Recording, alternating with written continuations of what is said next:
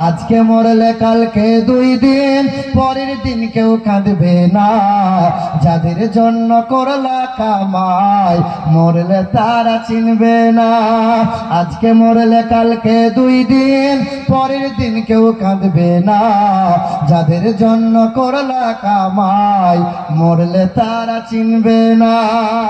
ইন্নাল্লাহা ওয়া মালাইকাতাহু ইউসাল্লুনা আলান নবী يا أيها الذين آمنوا صلوا عليه وسلموا تسليما اللهم صل على سيدنا مولانا محمد وعلى آل سيدنا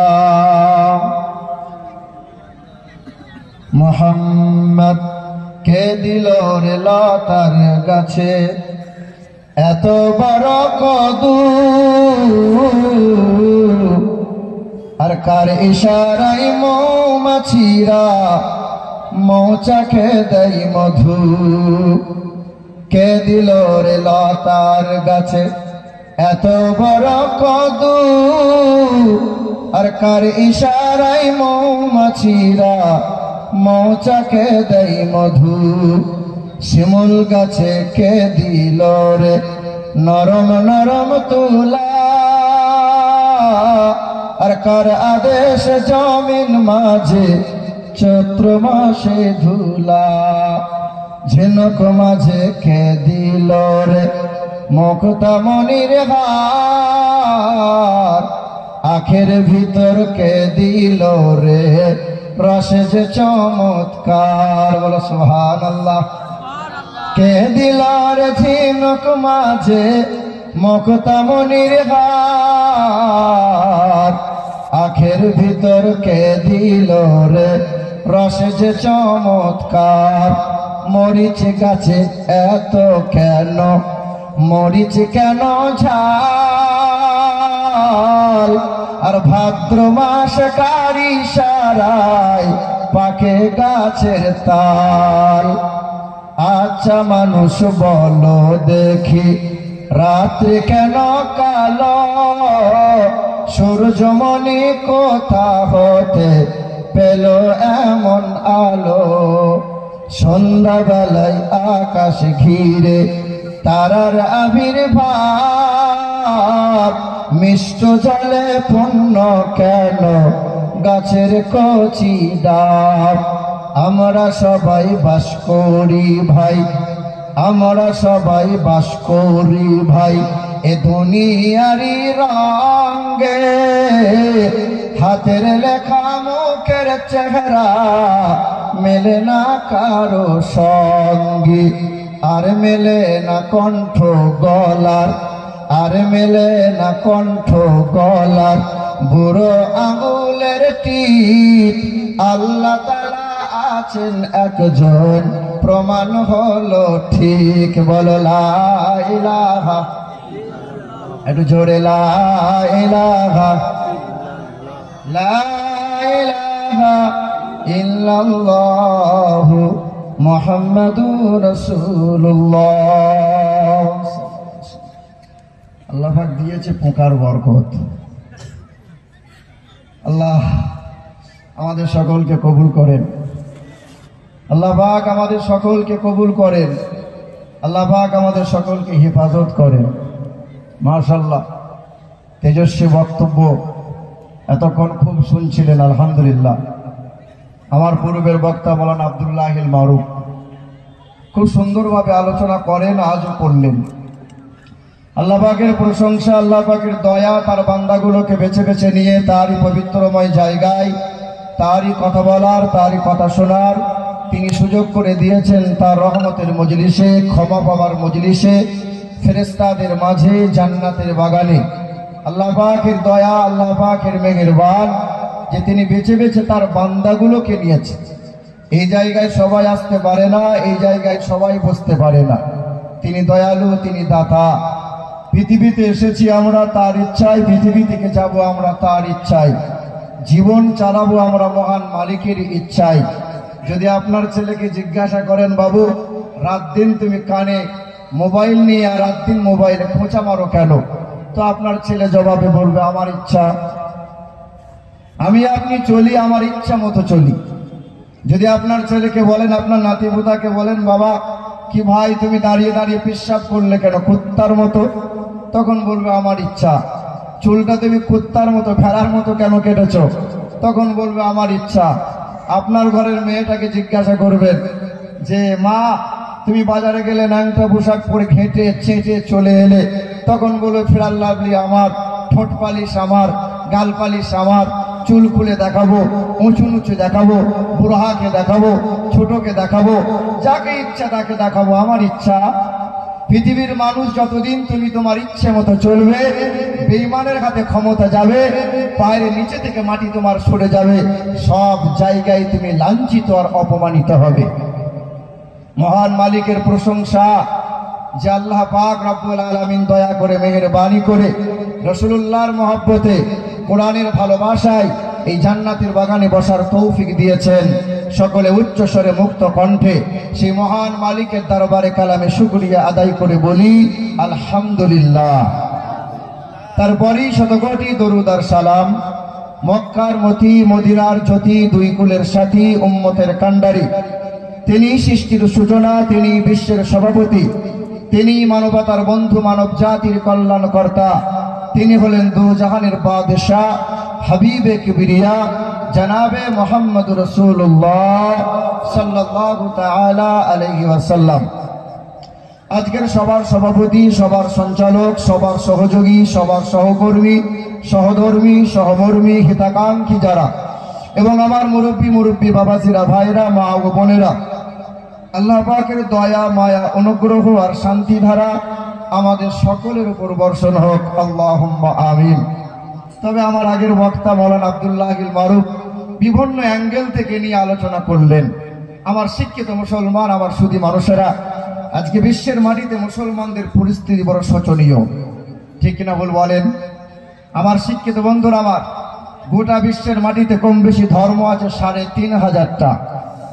সমস্ত ধর্মের মানুষ বিশ্বাস করে যে একজন সৃষ্টিকর্তা আছে।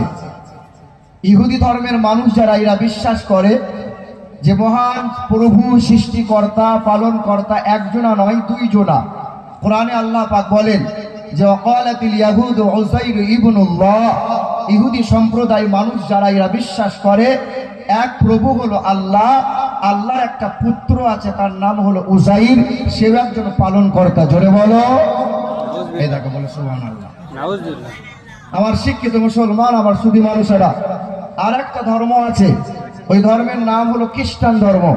খ্রিস্টান ধর্মের মানুষ যারা, এরা বিশ্বাস করে প্রভু হলো তিনজনা।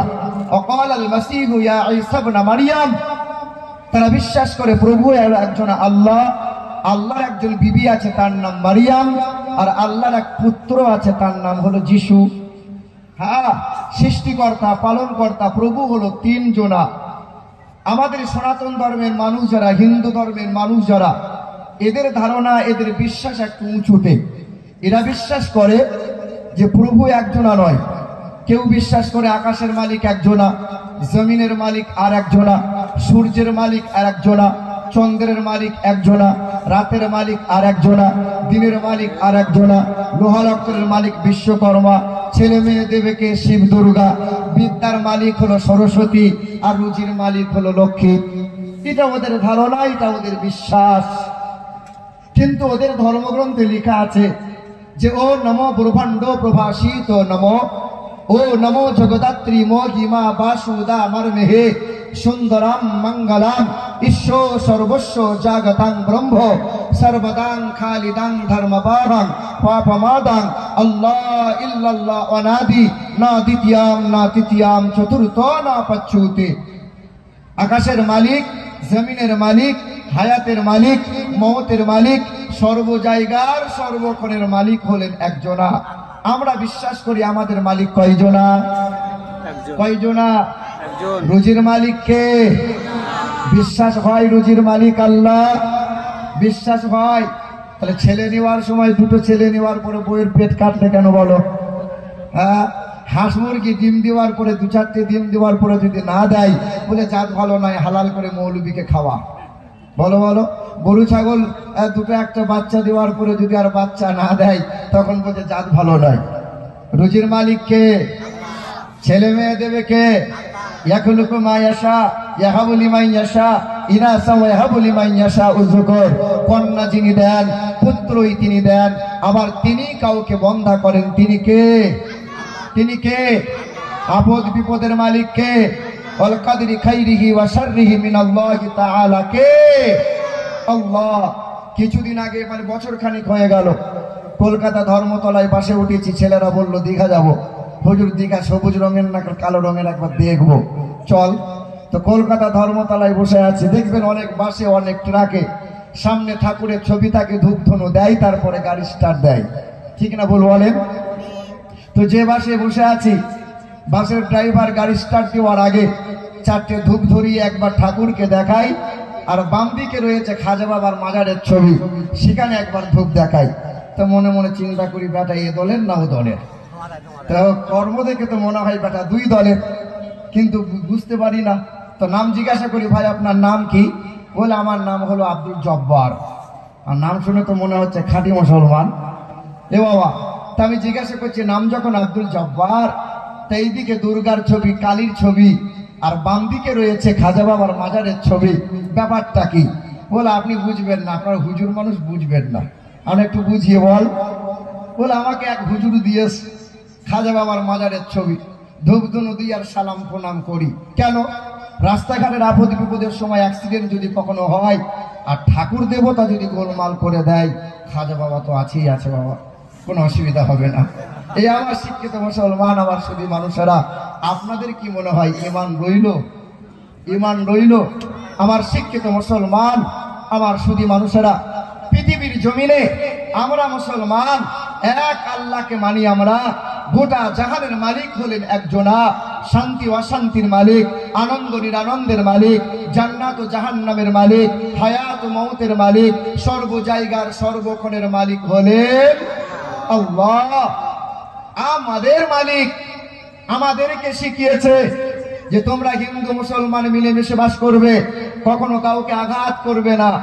আমাদের রসুল, বিশ্বের মহান নেতা জানাবে মোহাম্মদ রাসূলুল্লাহ সাল্লাল্লাহু আলাইহি ওয়াসাল্লাম আমাদেরকে দেখিয়ে দিয়ে গেছেন, পাড়া প্রতিবেশী যদি অমুসলিম হয়, সুকুমার রাম যদি বাস করে, তার সাথে সম্প্রীতি বজায় রাখবে, ভালোবাসা রাখবে।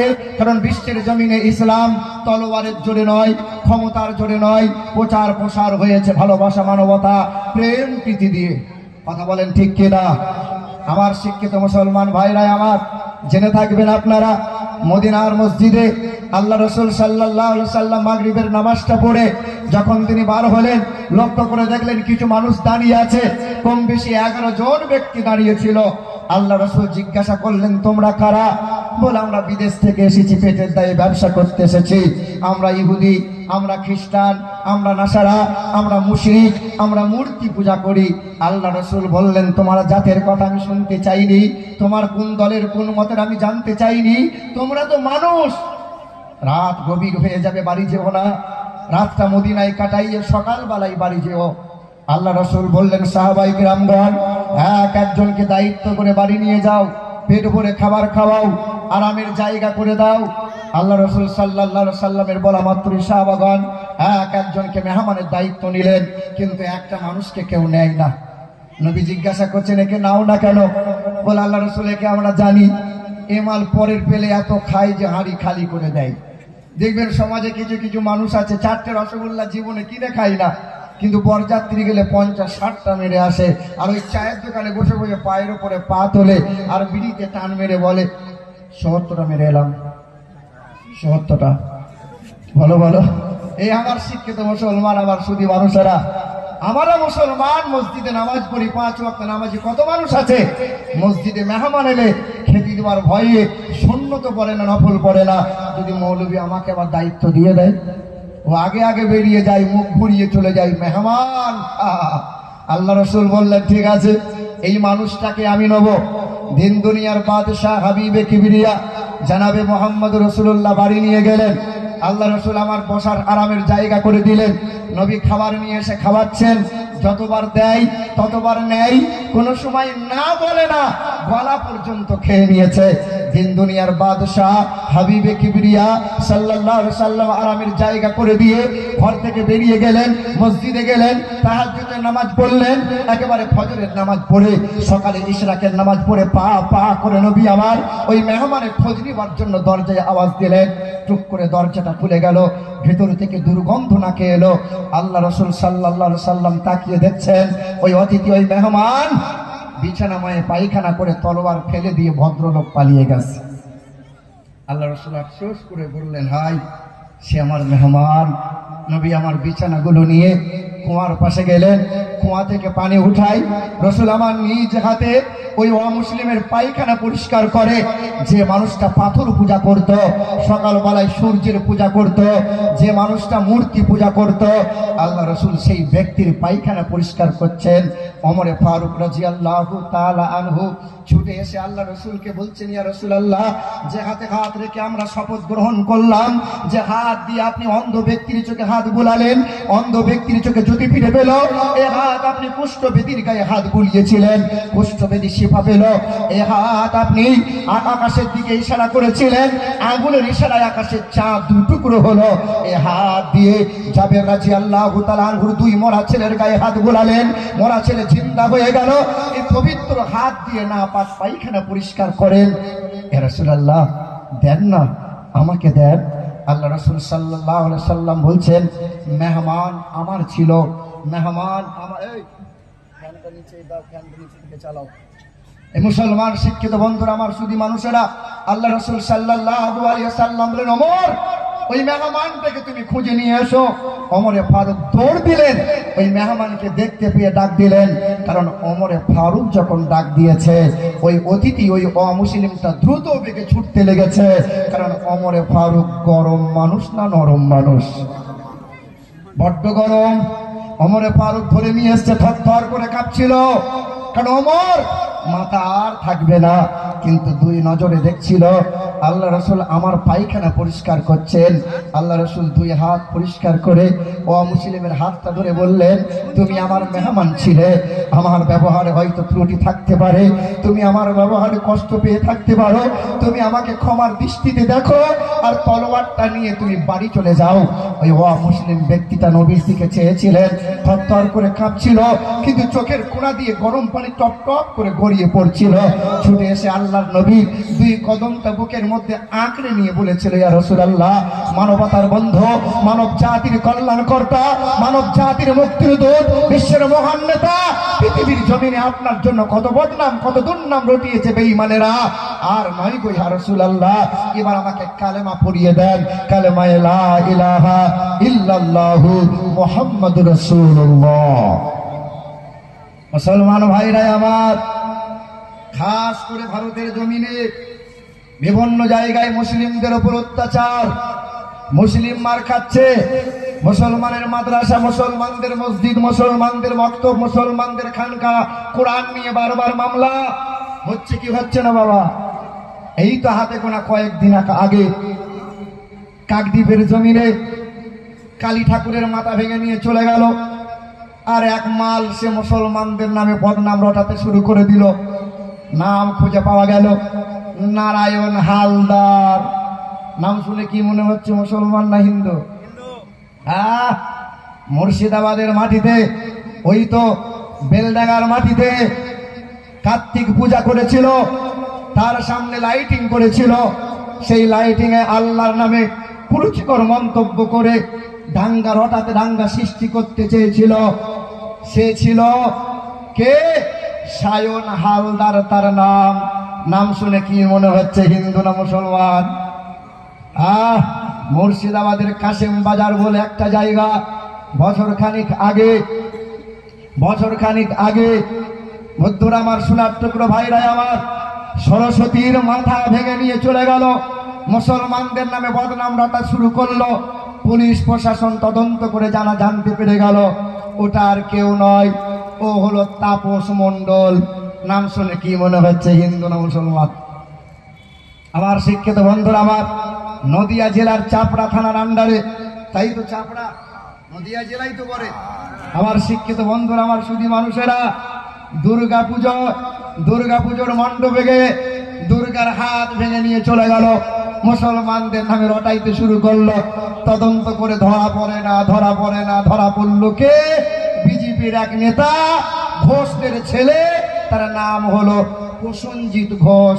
মুসলমান না হিন্দু? মুসলমান। এখনো আমরা ঘুমিয়ে আছি। এইরকম করে মুসলমানদের প্রতি বদনাম সেই দিন রটানো হয়েছে। আল্লাহ রসুল সাল্লাল্লাহু আলাইহি সাল্লামের নামে বদনাম রটিয়েছিল। বেঈমানরা বলেছিল মোহাম্মদ জাদুকর, মোহাম্মদ লম্পট, মোহাম্মদ কবি, আর কত রকমের বদনাম রটিয়েছিল। শোনেন নাই আপনারা যে একজন বুড়ি মহিলা মক্কার জমিন থেকে, গ্রাম থেকে পালাচ্ছে, কারণ মোহাম্মদ নাকি কাল আসবে, এলে নাকি আমাকে কলমা পড়ে মুসলমান হয়ে যেতে হবে, তাই আগে আগে পালিয়ে যায়। শোনেন নাই? তাই আমি লিখেছি, মক্কা মরুর তপ্ত পথে চলছিল এক বৃদ্ধাজন, মস্ত বোঝা মাথায় ছিল, কাঁপছিল তার দুই চরণ। দাঁত ভেঙেছে বয়স ভারী, আর পেকেছে মাথার কেশ, ক্লান্ত ছিল বুড়ির শরীর, ধুলাই ধূসর মলিন বেশ। তখন এক অচেনা নুরানি যুবক ছেলে সামনে এসে এক যে যুবক বৃদ্ধারে কয়, আম্মা যান, এই বোঝাটি বইলে মাগো, বাঁচবে বলো তোমার প্রাণ। দাও তুলে দাও আমার মাথায়, তুমি শুধু পথ দেখাও, যেথায় যাবে শান্তি পাবে, আম্মা তুমি পা বাড়াও। লইব না মা পয়সা করি, চাইব দোয়া আশীর্বাদ, তোমার সেবা করলে মাগো এই এতিমের মিটবে সাথ। বুড়ির বোঝা মাথায় নিয়ে চলল যুবক পথ ধরে, মানব সেবার খুশির হাওয়া বইছে যে তার অন্তরে। যুবক বুড়ি মায়ের বোঝা নিয়ে যাচ্ছে, বুড়ি মা পা পা করে যায়। কিছু দূর যাওয়ার পরে যুবক তখন জিজ্ঞাসা করে, বুড়ি মা তুমি আসলে যাচ্ছ কোথায়? বৃদ্ধাটিকে শোধায় যুবক, যাচ্ছ কোথায় আম্মা জান? মন কেন মা ভরা ক্লান্ত, দুই নয়নে অশ্রুবান। তখন বুড়ি মা বলে, বৃদ্ধা বলে কালকে নাকি আসবে গায়ে মোহাম্মদ, লইবে কেড়ে ধর্ম মদের লোকটি নাকি ভীষণ বর। সেই ভয়েতে গ্রাম ছেড়েছি, যাচ্ছি চলে অন্য গ্রাম। শুনলে বাবা দুঃখ আমার, বুঝলে এবার মনস্কাম। কালকে গায়ে কে আসবে? কাল গায়ে কে আসবে? মাইক ম্যান একটু সাউন্ডটা দেখেন তো, কোথায় আছে, কোন দিকে? শ্বাসটা টান চাকি, একটু হালকা করে, হালকা দেন, হালকা টন বানান। কালকে কে আসবে গায়ে? মোহাম্মদ সাল্লাল্লাহু। যুবক মুচকি মুচকি হাসে, তো যুবক কিছু বলে না। কিছু দূর যাওয়ার পরে বুড়িমা আবার বলে, একটু পরে বৃদ্ধা বলে, ওইখানে মোর চলার শেষ, নামিয়ে দেবা বোঝা আমার, করলে দারুণ কষ্ট ক্লেশ। বুড়ির বোঝা নামিয়ে দিয়ে চলল যুবক ফিরার পর। তখন বলল বুড়ি, তোমার মতো আর দেখিনি কাউকে সৎ। বুড়িমা বলে, যুবক শোনো বাবা, ফুলের মতো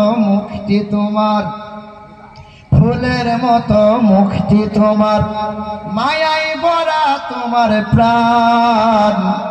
কি নাম তোমার, কোথায় বাড়ি, যাও না বলে আব্বা যান। তখন যুবক বলে করুন দোয়া, যুবক বলে করুন দোয়া, না হয় যেন আমি যার ভয়েতে ভাগছো মাগো, যার ভয়েতে ভাগছো মাগো, আমি তো সেই মুহাম্মদ। বুড়িমা ছুটে এসে বলে, বাবা কেউ তোমারে জাদুকর বলে, কেউ বলে কবি, তুমি তো আসলে আল্লাহ পাকের পিয়ারা নবী, দো জাহানের বাদশাহ। বুড়িমা সঙ্গে সঙ্গে পড়ে নিল কালেমা লা ইলাহা ইল্লাল্লাহু মুহাম্মাদুর রাসূলুল্লাহ। আজকের নওজোয়ান যুবক যারা, আজকের নওজোয়ান যুবকরা যদি সচেতন হয়, যুবকরা যদি জেগে ওঠে, এই সমাজ, এই মহল্লা সোনার সমাজ হয়ে যাবে। কিন্তু নওজোয়ান যুবক তো রাত দিন মোবাইলে খোঁজা মারবে, জাগবে কখন বলেন? জাগবে কখন? শিক্ষিত বন্ধুরা আমার, সুধী মানুষেরা, আমার আব্বা জান, ভাই জানেরা, আল্লাহ নবীকে সবচেয়ে বেশি মহব্বত করেছিল নওজোয়ান যুবকরা। ইসলামের জন্য সবচেয়ে বেশি রক্ত দিয়েছিল, জীবন দিয়েছিল নওজোয়ান যুবকরা। ইসলামের ঝান্ডা উঁচু করে সর্বপ্রথম যারা ধরেছিল সব নওজোয়ান যুবক ছিল। বল সুবহানাল্লাহ। ভাইরা আমার, আল্লাহর নবীর এক প্রেমিক ছিল যে নওজোয়ান যুবক, 23 বছর বয়স ছিল। 23 বছরের নওজোয়ান যুবক তাহাজ্জুদের নামাজ পড়ে, 5 ওয়াক্ত নামাজ পড়ে, কিন্তু কখনোই চোখের গুনাহ করে না, হাতের গুনাহ করে না, কখনো ব্যভিচার করে না, কোন রকম গুনাহের কাজে লিপ্ত হয় না। 23 বছরের নওজোয়ান যুবক, গরিবের ছেলে, কর্মচারী, দোকানে কাজ করে, মা আছে, কর্ম করে মায়ের হাতে দেয়, সংসার বড় কষ্টে চলে। এই নওজোয়ান 23 বছরের যুবক ছেলে, নোরানি ফুটফুটে চেহারা যুবক, দোকানে থাকে। প্রতিদিন এক মহিলা ওই নওজোয়ান যুবককে দেখে আর মালকিনার বাহানা নিয়ে যুবকের সামনে দাঁড়ায়, মনে মনে আসক্ত হয়, প্রেম ভালোবাসা করে। নওজোয়ান যুবককে কেমনে ফাঁদে ফেলানো যায়, কেমনে ফাঁসে ফেলানো যায়, এই নওজোয়ান যুবককে ফাঁদে ফেলানোর জন্য এই মহিলা এক বস্তা সামান কিনে বলল, হে দোকানের মালিক, এই বস্তাটা তোমার এই কর্মচারী যুবককে বলিও যেন আমার ঘরে নামিয়ে দিয়ে আস। সন্ধ্যা হয়ে গেল, যুবকের দোকানে ছুটি হবে। যুবক, তুমি এই বস্তাটা নিয়ে ওই মহিলার বাড়িতে তুমি নামিয়ে বাড়ি যেও। যুবক বস্তা মাথায় নিয়েছে, মহিলার বাড়ির দরজা খুলে দিল। ভেতরে গিয়ে যখন বস্তা নামিয়ে দিল, ছুটে এসে ওই মহিলাটা দরজা লক করে দিল। দরজা লক করে দিয়ে যুবকের হাত ধরতে চেয়েছে। যুবক বারবার স্লিপ খায়, যুবক বারবার সাইড হতে চায়, কিন্তু এই মহিলা বলে, যুবক, অনেক তামান্না, তোমাকে নিয়ে বড় স্বপ্ন দেখেছি, তোমার সাথে আমি কুকর্ম করতে চাই, তোমার সাথে আমি সম্পর্ক গড়তে চাই। নওজোয়ান যুবক বলে, বোন আমার, আমি কখনো চোখ দিয়ে না পাক দেখি নাই, কখনো হারাম জিনিস ছুঁই নাই, কখনো কোনোদিন ব্যভিচার আমি করি নাই, হাতের দ্বারাই জিনা করি নাই, পায়ের দ্বারাই কখনো জিনা আমি করি নাই। সেই দিন যুবক ঝরঝর করে কাঁদে আর মহিলাকে বলে, হে বোন আমার, তোমার ঘরে কি বাথরুম আছে? বাথরুম আছে? বলে, হ্যাঁ বাথরুম আছে। যুবকটা বাথরুমে গেল, বাম হাতে করে পায়খানা উঠায় আর পায়খানা নিয়ে নিজের শরীরে মলতে থাকে, লাগাতে থাকে। যুবক গোটা দেহে যখন পায়খানা লাগিয়ে নিল, তখন এই মহিলা বলল, যুবক, তোমার মাথা তো খারাপ, তুমি ম্যাড, তুমি পাগল, পাগলকে নিয়ে স্বপ্ন দেখছিলাম, যাও ঘর থেকে বেরিয়ে যাও, দুর্গন্ধ বার হয়, বেরিয়ে যাও ঘর থেকে। যুবকটা মুচকে মুচকে হাসে। যুবকটা বেরিয়ে গেল, ঘরে গিয়ে গোসল করলো। গভীর রাত হয়ে গেল। শ্বাস টানছে, একটু খেয়াল করো, আমি একটু বাড়াতে বলছি না, শ্বাসটা টানছে আমার শিক্ষিত মুসলমান ভাইরা। তখন এই মহিলার কাছ থেকে ছিটকে গিয়ে যুবক যখন ঘরে গেল, যুবক গোসল করে নিল, 2 রাকাত নামাজ পড়ে মালিকের দরবারে 2 হাত তুলে বলল, মালিক, দুনিয়ার ভিখারিরা এক হাত পেতে মানুষের কাছে ভিক চাই, তবু তারা ভিক পাই। আমি বড় নগণ্য গুনাহগার, না জানি না অজান্তে কত গুনাহ করেছি, কিন্তু মালিক জেনে বুঝি আমি কোনোদিন গুনাহ করি নাই। আল্লাহ তুমি আমাকে কবুল করে নাও। সকালবেলায় ইশরাকের নামাজ পড়ে এই যুবক যখন দোকানের দিকে যায়, চেহারা দিয়ে খুশবু বার হয়, আশেপাশের মানুষগুলো নাক লাগিয়ে শোকে, আর যুবককে বলে, যুবক তুমি এই আতর এই খুশবু কোন দোকানে পেলে, কোন বাজারে পেলে? যুবক মুচকি হেসে বলে, এই খুশবু এই আতর এই সুগন্ধ দুনিয়ার কোনো বাজারে নয়, দুনিয়ার কোনো শহরে নয়, কোনো দোকানে নয়, গুনাহ থেকে বাঁচার কারণে আল্লাহ পাক আমার চেহারায় জান্নাতের খুশবু দিয়ে আমার চেহারা খুশবুদার করে দিয়েছে। বলো সুবহানাল্লাহ। মুসলমান ভাইরা আমার, এ নওজোয়ান যুবকেরা খুব মনোযোগ সহকারে শুনি। 1929 সালে আল্লাহ পাকের একজন যুবক বান্দা, নাম তার ইলমউদ্দিন, 20 বছর বয়স, গরিব ঘরের ছেলে, কখনো দাড়িতে ফুল লাগাই না, কোরআন তেলাওয়াত করে, আহারে 5 ওয়াক্ত নামাজ পড়ে, কর্মে ছিল কাঠ মিস্ত্রি, গরিবের ছেলে। মা বলেছিল, ইলমউদ্দিন বাজারে যাও, সবজি নিয়ে এসো। মায়ের কাছ থেকে ব্যাগ নিয়ে বাজারে গেল, দেখে একটা মানুষ বই বিক্রি করে, রঙ্গিলা রসুল বাজারে বিক্রি হয়। নওজোয়ান যুবক রসুলের নামে বই বিক্রি শুনতে পেয়ে বইটা কিনলো, বাজার করা বন্ধ করে দিয়ে। এই বইটা কিনে নিয়ে বাড়ি যখন গেল, যুবক বই খুলে দেখে আমার রসুল সাল্লাল্লাহু আলাইহি ওয়াসাল্লামের নামে কত চরিত্র নিয়ে বাজে বাজে মন্তব্য করেছে। নওজোয়ান যুবক দেখে কোনো মানুষ প্রতিবাদ করে না, কোনো মানুষ গর্জে ওঠে না, কোনো মানুষ কেউ আন্দোলন করে না। সঙ্গে সঙ্গে নওজোয়ান যুবক ইলমউদ্দিন 20 বছরের ছেলেটা মায়ের কাছে গেল, মায়ের পায়ে চুমা দিয়ে বলল, মা সবচেয়ে বেশি ভালোবাসবো কারে? আল্লাহ পাক রব্বুল আলামিন জানায়, নবীকে সবচেয়ে বেশি মহব্বত করো। আল্লাহ নবী বলেন, লা ইউমিনু আহাদুকুম হাত্তা আকুনা আহাব্বা ইলাইহি মিন ওয়ালিদিহি ওয়া ওয়ালাদিহি ওয়ান নাসি আজমাইন। সবচেয়ে বেশি মহব্বত করবে তারে, তোমার রাসূল সাল্লাল্লাহু আলাইহি ওয়াসাল্লামকে। মায়ের চাইতে বেশি মহব্বত, বাবার চাইতে বেশি মহব্বত নবীকে করো। ওই নওজোয়ান ইলমউদ্দিন একটা ভুজালি নিল, কাপড়ের ভাঁজে কোমরে গুঁজে নিল। ইলমউদ্দিন কোথায় গেল? যে বই লিখেছে লেখকের নাম হলো রাজপাল। ওই বেঈমানটা নবীর চরিত্র নিয়ে কটূক্তি করল। কেউ কথা বলে না তো কি হয়েছে, আমি নওজোয়ান নবীর আশিক। বড় একটা ভুজালি নিয়ে রাজপালের দরজার সামনে দাঁড়িয়ে গেল, রাজপালকে ডাক দিল। টুকটুক করে রাজপাল যখন দরজার সম্মুখে এলো, শত মানুষের সামনে ইলমউদ্দিন ভুজালিটা বুকের মধ্যে গেঁথে দিল। আল্লাহর বান্দা ইলমউদ্দিন বেঈমান রাজপালকে হত্যা করে দিয়ে স্থির দাঁড়িয়ে রয়। প্রশাসনে খবর হয়ে গেল, ছুটে হাজির হয়ে গেল, ইলমউদ্দিনকে গ্রেফতার করে নিল, ইলমউদ্দিনকে জেলে আটক করে দিল। সেই সময়কার উকিলরা বলেছিল, তুমি একবার আদালতে দাঁড়িয়ে বলে দিও, ওই কাঠগড়ায় দাঁড়িয়ে বলিও, আমার সেন্স ছিল না, আমি অসুস্থ ছিলাম, আমার ব্রেনে কাজ করে নাই। ইলমউদ্দিন বলেছে, আল্লাহর বান্দা যারা, নবীর আশিক যারা, কখনো মিথ্যা কথা বলতে পারে না। ইলমউদ্দিন কাঠগড়ায় দাঁড়িয়ে বলেছিল, নবীর শানে কটূক্তি করবে, নবীর চরিত্র নিয়ে বই লিখবে, নবীর শানে আঙুল তুলে কথা বলবে, না না, পৃথিবীর জমিনে থাকার জায়গা তার হতে পারে না। ইলমউদ্দিন চোখ রাঙিয়ে জবাব দিয়েছিল। ইলমউদ্দিনের বিরুদ্ধে ফাঁসির অর্ডার হয়ে গেল। 1969 সাল অক্টোবর মাস ছিল, 31 তারিখে ইলমউদ্দিনকে ফাঁসির মঞ্চে দাঁড় করাবে। এ মুসলমান নওজোয়ান যুবক, ইলমউদ্দিনকে বলা হয়েছিল, ইলমউদ্দিন শেষ তোমার তামান্না কি বলো? ইলমউদ্দিন বলেছিল, আল্লাহর কালাম নিয়ে আসো, আল্লাহর কালাম নিয়ে আসো। কোরআনটা সামনে নিয়ে আসা হলো, পবিত্র কোরআন থেকে মূল্যবান সূরাগুলো তেলাওয়াত করলো, কোরআনকে বুকে আঁকড়ে নিল, কোরআনকে চুমা দিল। ইলমউদ্দিন হাসতে হাসতে ফাঁসির মঞ্চে দাঁড়িয়ে গেল।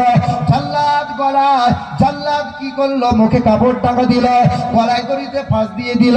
আল্লাহর বান্দা ইলমউদ্দিনের ফাঁসি হয়ে গেল। চেহারা যখন মুর্দা হয়ে গেল, লাশ হয়ে গেল, তার চেহারাটা নিয়ে বাড়ি যাওয়া হলো। ইলমউদ্দিনে গোসল করিয়ে দেওয়া হলো, সাদা কাপড়টা পরিয়ে দেওয়া হলো। ইলমউদ্দিন আল্লাহর বান্দা, আমার আগের বক্তা বলল মরে না, তাদের দেহ কখনো মাটি খায় না। ইলমউদ্দিন আল্লাহর বান্দা ছিল, সাচ্চা বান্দা, সিদ্দিকিন ছিল, সালিহিন ছিল, আল্লাহ পাকের বুজুর্গ বান্দা ছিল, নবীর বড় প্রেমিক ছিল, ইসলামের জন্য জীবন দিয়েছিল, শহীদ হয়ে গেল। আল্লাহ পাকের বান্দার কাফন পরানো হলো, লাখ লাখ মানুষের জামায়াত হয়ে গেল, জানাজা হয়ে গেল, সবাই কবরের পাশে দাঁড়াইয়ে দোয়া করেছিল, আল্লাহ পাক কবরটা জান্নাতের বাগান বানিয়ে দাও, জান্নাতি মেওয়া দান করে দাও, জান্নাতের পোশাক আল্লাহ বান্দাকে পরাইয়ে দাও। মুসলমানদের চোখের পানি পড়েছিল। ইলমউদ্দিন আল্লাহর বান্দাটা কবরস্থ হয়ে গেল। 1 মাস গেল, 2 মাস হয়ে গেল, 3 মাস পরে প্রশাসন আবার এলো, কবর খনন করেছিল, লাশ কবর থেকে উঠিয়েছিল।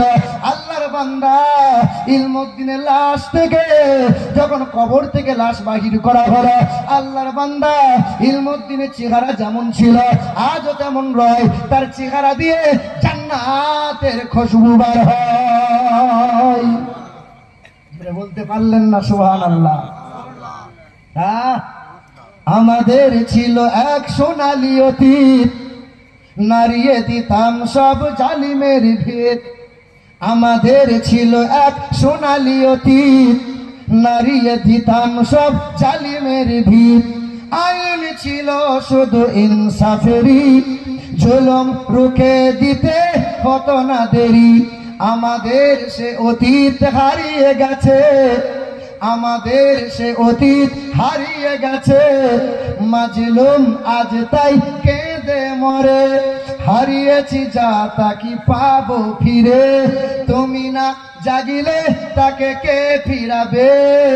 ইয়া শাবাব ইস্তাইকির, হে যুবক তুমি জেগে ওঠো।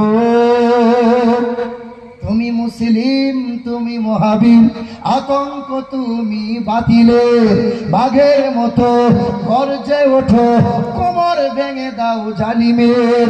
তুমি মুসলিম, তুমি মহাবীর, আতঙ্ক তুমি বাতিলের। নতুন করে এঁকেছে ওরা নীল নকশা ষড়যন্ত্রের, দিবা স্বপ্নে বিভোর ওরা বিজয় থামাতে দিনের। ওরা জানে না আমাদের ইতিহাস, আমরা সৈনিক রাসূলের। তুমি মুসলিম, তুমি মহাবীর, আতঙ্ক তুমি বাতিলের। বাঘের মতো গর্জে ওঠো, কোমর ভেঙে দাও জালিমের। জোরে বলে নারে তাকবীর, আল্লাহু আকবার, নারে তাকবীর, নারে রিসালাত, দ্বীন ইসলাম, আল কোরআনের আলো, আল হাদিসের আলো, সুন্নিয়াতের আলো। শব্দ শুনেই মনে হচ্ছে মার খাবে ইহুদি, মার খাবে খ্রিস্টান। কে খাবে? কে মার খাবে বলে? ষষ্ঠ জাতি আমরা, ষষ্ঠ ধর্ম পেয়েছি আমরা, ষষ্ঠ কিতাব পেয়েছি আমরা, ষষ্ঠ উম্মত হলাম আমরা। আর যখন বলছে আল্লাহর নাম বলো, পার্টির মিছিল হলে তখন তো বলতে হয় না গফফার জোরে বল, তখন হাঁসের মতো চিল্লাবে। বউ বলছে কি ব্যাপার গো, বলা তোমার বোঝা যায় না? বলে বলিস না, পার্টির নেতাকে খুশি করে দিস। হ্যাঁ মুসলমান ভাইরা আমার, এ নওজোয়ান যুবকেরা, আল্লাহর নবীর আব্বা হযরতে আব্দুল্লাহ যখন নওজোয়ান যুবক ছিল, মক্কার একজন রূপবতী মহিলা হযরতে আব্দুল্লাহর প্রেমে মুগ্ধ হয়েছিল। নাম ছিল তার মারিয়াম।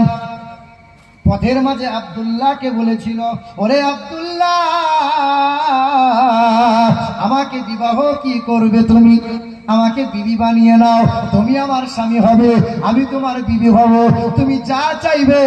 মক্কার বড় পণ্ডিত আমার ভাই ওয়ারকা ইবনে নাওফাল তোমার মনের তামান্না পুরা করে দেবে। রে আব্দুল্লাহ, আমাকে বিবাহ করে নাও। হযরতে আব্দুল্লাহ বলেছিলেন, আরে মারিয়াম, আব্বা মা এখনো হায়াতে আছে, বাপ মায়ের কথার বাইরে পা ফেলতে পারবো না। তোমার আমার ঘরের নওজোয়ান যুবকরা যদি বলে এই রকম সুযোগ যদি পাই, বাপ মা যদি দেয় তো ভালো, না হলে জরিনার হাত ধরে নিয়ে পালাবো। কথা বলেন না কেন? এ মুসলমান ভাইরা আমার, এ নবীর আব্বা হযরতে আব্দুল্লাহ যখন নিজের পিতাকে বললেন, ও আব্দুল মুত্তালিব, আব্বাকে যখন জানালেন, হযরতে আব্দুল মুত্তালিব বললেন, আব্দুল্লাহ, ইয়াসরিবে আমার এক বন্ধু আছে, সফর সঙ্গী আছে, তার নাম হলো আব্দুল ওয়াহাব জুহরি। না রে আব্দুল্লাহ না, বিবাহ দেব জবান দিয়ে এসেছে, ইয়াসরিবে বাড়ি। আব্দুল ওয়াহাব জুহরির এক কন্যা, তার নাম হলো আমিনা। আব্দুল্লাহকে মক্কা থেকে নিয়ে গেলেন, ইয়াসরিবে নিয়ে গেলেন। আব্দুল্লাহর সঙ্গে বিবাহ হয়েছিল। মা আমিনার সঙ্গে যখন বিবাহ হলো, শ্বশুর বাড়িতে 3 দিন রয়ে গেল।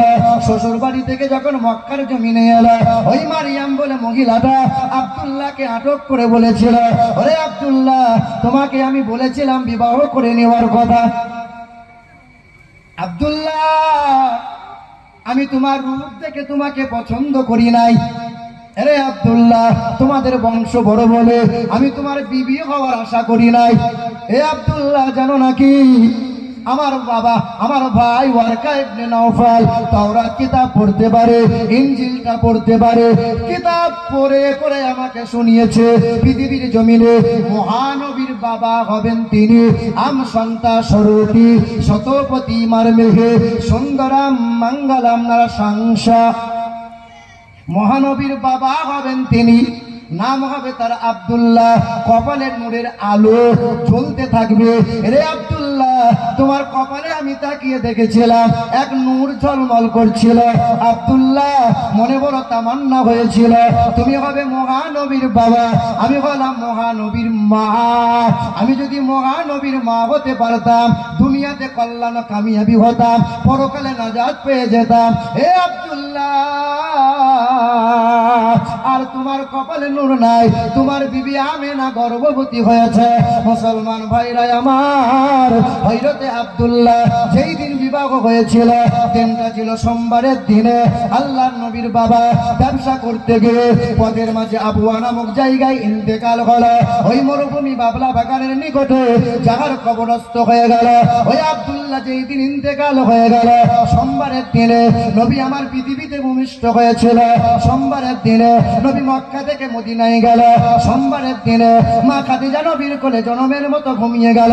সোমবারের দিনে নবী মক্কা বিজয় করেছিল। সোমবারের দিনে নবীর ওপর কুরআনটা নাজিল হলো। সোমবারে নবী পৃথিবী থেকে বিদায় নিল। সোমবারে আল্লাহর নবী বলে, আমি সোমবারের দিন রোজা পালন করি, প্রতি সোমবার আমি রোজা পালন করি। এই জন্যই, কারণ আমি নবী সোমবারে পৃথিবীতে এসেছি, আর সোমবারের দিনে কোরআন পেয়েছি। বলো সুবহানাল্লাহ। আরে নবীর প্রেমিক হলো তারা সোমবারে রোজা পালন করে যারা। বুঝে 12ই রবিউল আউয়ালের দিনে হই হই করে শুধু নবী দিবস করলেই নবীর ভালোবাসা হয় না রে মুসলমান ভাই। নবীর প্রেমিকের 1 নম্বর নমুনা হলো প্রতিটা সোমবারে নবীজির ভালোবাসা জিন্দা রাখার জন্য রোজা পালন করবে তারা। পৃথিবীর জমিনে নবী যখন ভূমিষ্ঠ হলেন, সোমবারের দিনে মা আমেনা ফুঁপিয়ে ফুঁপিয়ে কান্না করেছিলেন। শ্বশুর শাশুড়ি জিজ্ঞাসা করেছিল, আমিনা কেন কাঁদিস রে মা? বলে, আমার স্বামী নাই, আমার আব্দুল্লাহ নাই। যদি আমার আব্দুল্লাহ থাকতো, আমার মোহাম্মদের কপালে চুমা দিত, আর মক্কার বাজার থেকে খেলনা নিয়ে আসতো, আমার মোহাম্মদ খেলা করে আনন্দ পেত। আমার আব্দুল্লাহ নাই। আল্লাহ যেন বলতেছিল, আমেনা আরে আব্দুল্লাহ থাকলে কয় টাকার খেলনা নিয়ে আসতো, খেলনা কয়দিন যেত। আমার মোহাম্মদ আমার বন্ধু, আমার বন্ধুর জন্য আকাশের চাঁদকে আমি আল্লাহ খেলনা বানিয়ে দিলাম। আল্লাহর নবীর চাচা হযরতে আব্বাস রাদিয়াল্লাহু তাআলা আনহু বলেন, ওগো রাসূল, আমি আপনাকে শিশুবেলায় দেখতে গিয়েছিলাম। আপনি 12 তারিখে ভূমিষ্ঠ হলেন। 14 তারিখের রাতটা পূর্ণিমার রাত ছিল। দোলনায় শুয়ে শুয়ে আদর পাচ্ছিলেন। আপনি আকাশের দিকে এক আঙ্গুল তুলে ইশারা করেন, ডান দিকে আঙ্গুল বাঁকিয়ে দেন, চাঁদটা ডান দিকে ঢলে যায়। আপনি বাম দিকে আঙ্গুলটা ঢলিয়ে দেন, তো আকাশের চাঁদটা সেই দিকে ঢলে যায়। আল্লাহর নবী বলেন, চাচা, আমার আব্বা বলে কখনো বলার সুযোগ হলো না, আব্বার কোলে আদর কখনো পেলাম না, আব্বা আমাকে কোনোদিন সান্ত্বনা দিল না, আমি আব্বা বলে কখনো ডাকতে পেলাম না। কানাল কামার ইউনাজিনি ওয়া ইউহাকিনি ওয়া ইয়ামনাউনি মিনাল বুকা। চাচা, আকাশের চাঁদ আমাকে সান্ত্বনা দিত, আকাশের চাঁদ আমাকে গল্প শোনাইতো, আকাশের চাঁদ আমাকে ছন্দ শোনাইতো, আকাশের চাঁদ আমি কান্না করলে আমাকে বুঝাইতো। আমি নবী আকাশের চাঁদ নিয়ে খেলা করতাম। এসে বলেন তো বাবা, যুবক ভাইরা বলেন যে এই চাঁদ 2 টুকরো হয়েছে। পৃথিবীর জমিন থেকে এক মহাবৈজ্ঞানিক সর্বপ্রথমে চাঁদে গিয়েছিল। সেই বৈজ্ঞানিকের নাম নীল আর্মস্ট্রং। সালটা ছিল 1969 সাল। জুলাই মাসের 20 তারিখে তিনি চাঁদে পা রেখেছিলেন। চাঁদ থেকে ফিরে আসার পরে বিশ্বের সাংবাদিকরা প্রশ্ন করেছিল, স্যার, আপনি যে চাঁদে গেলেন, চাঁদের কি দেখতে পেলেন? বলে, চাঁদ থেকে 3টে তথ্য পেলাম। 1 নম্বর হলো চাঁদে বিন্দুমাত্র অক্সিজেন নাই। 2 নম্বর হলো চাঁদের মাটিতে কোনো উর্বরতা নাই। 3 নম্বর হলো চাঁদে কালো রেখা, কালো দাগ পেলাম।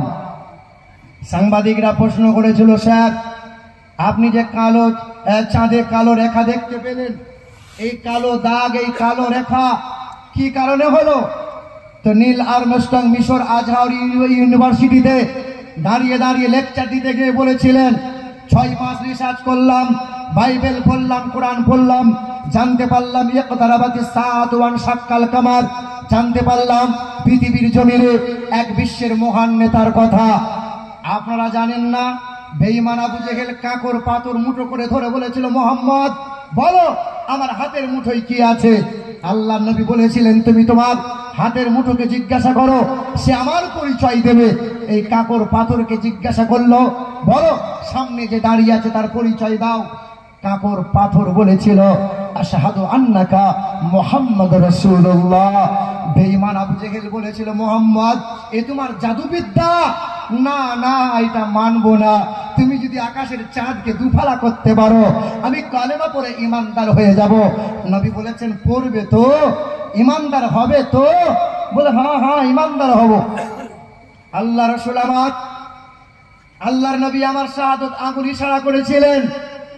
1 আঙ্গুলের ইশারায় আকাশের চাঁদ 2 টুকরো হয়ে যায়। আবার নবীর আঙ্গুলের ইশারায় আকাশের চাঁদ জোড়া লেগে যায়। নীল আর্মস্ট্রং বলেন, আমি সর্বপ্রথমে চাঁদে গেলাম, চাঁদে দেখলাম চাঁদে দাগ আছে। আজও চাঁদে দাগ পাওয়া যায়, কিন্তু বিশ্বের মহান নেতা জানাবে মুহাম্মদ রাসূলুল্লাহর চরিত্রে বিন্দু মাত্র দাগ নাই। জোরে বলে সুবহানাল্লাহ। নীল আর্মস্ট্রং শেষ জীবনে মৃত্যু হওয়ার 32 দিন আগে তিনি কালেমা লা ইলাহা ইল্লাল্লাহু মুহাম্মাদুর রাসূলুল্লাহ কালেমা পড়ে ইমানদার হয়ে গেল। বলে সুবহানাল্লাহ। আজকে আপনি দেখেন ভাইরা আমার, গোটা বিশ্বের মাটিতে, খাস করে বাংলার মাটিতে আপনি দেখেন, কিছুদিন আগে মেদিনীপুরের জমিনে কাঁথি এলাকায় 180 ঘরের মানুষের বসবাস। চতুর্দিকে হিন্দু বসবাস করে, মধ্যখানে মাত্র 30 ঘর মুসলমান বসবাস করে। কষ্ট করে চেয়ে চিনতে মসজিদ বানিয়েছে, মাইক টাঙানো আছে, 5 বার আজান হয়, খোদার ঘরে নামাজ হয়। রাতের বেলায় মাইকটা নামিয়ে ভেঙে দিয়ে চলে গেল। সকালবেলায় মুসল্লিরা ছুটে এসে বলল, বাবা, মাইক ভেঙে দিলি কারা? তিলক কেটে জয় শ্রীরামের ধ্বনি দিয়ে একদল যুবক এসে বলল, আমরা করেছি, আমরা করেছি। ও তোমাদের হাতে অস্ত্র, তোমাদের হাতে ক্ষমতা, তোমাদের হাতে নেতা মন্ত্রী, তোমাদের হাতে উকিল আদালত, তোমাদের হাতে মিডিয়া সাংবাদিক, তোমাদের হাতে পুলিশ প্রশাসন আর্মি, তাই বলে তোমরা যা ইচ্ছা তাই করবে? আরে ক্ষমতার জোর কদিন থাকবে বন্ধু? জালিম আবরাহা বাদশাহ আল্লাহর ঘর, কাবা ঘর নিশানা, আল্লাহর ঘরকে ভাঙবে বলেছিল, ইসলামের নাম নিশানা মুছে দেবো। আমার আল্লাহ বলেছিলেন পৃথিবীর কোনো মানুষকে লাগবে না, ফেরেশতা তোমাদেরকে যাওয়া লাগবে না।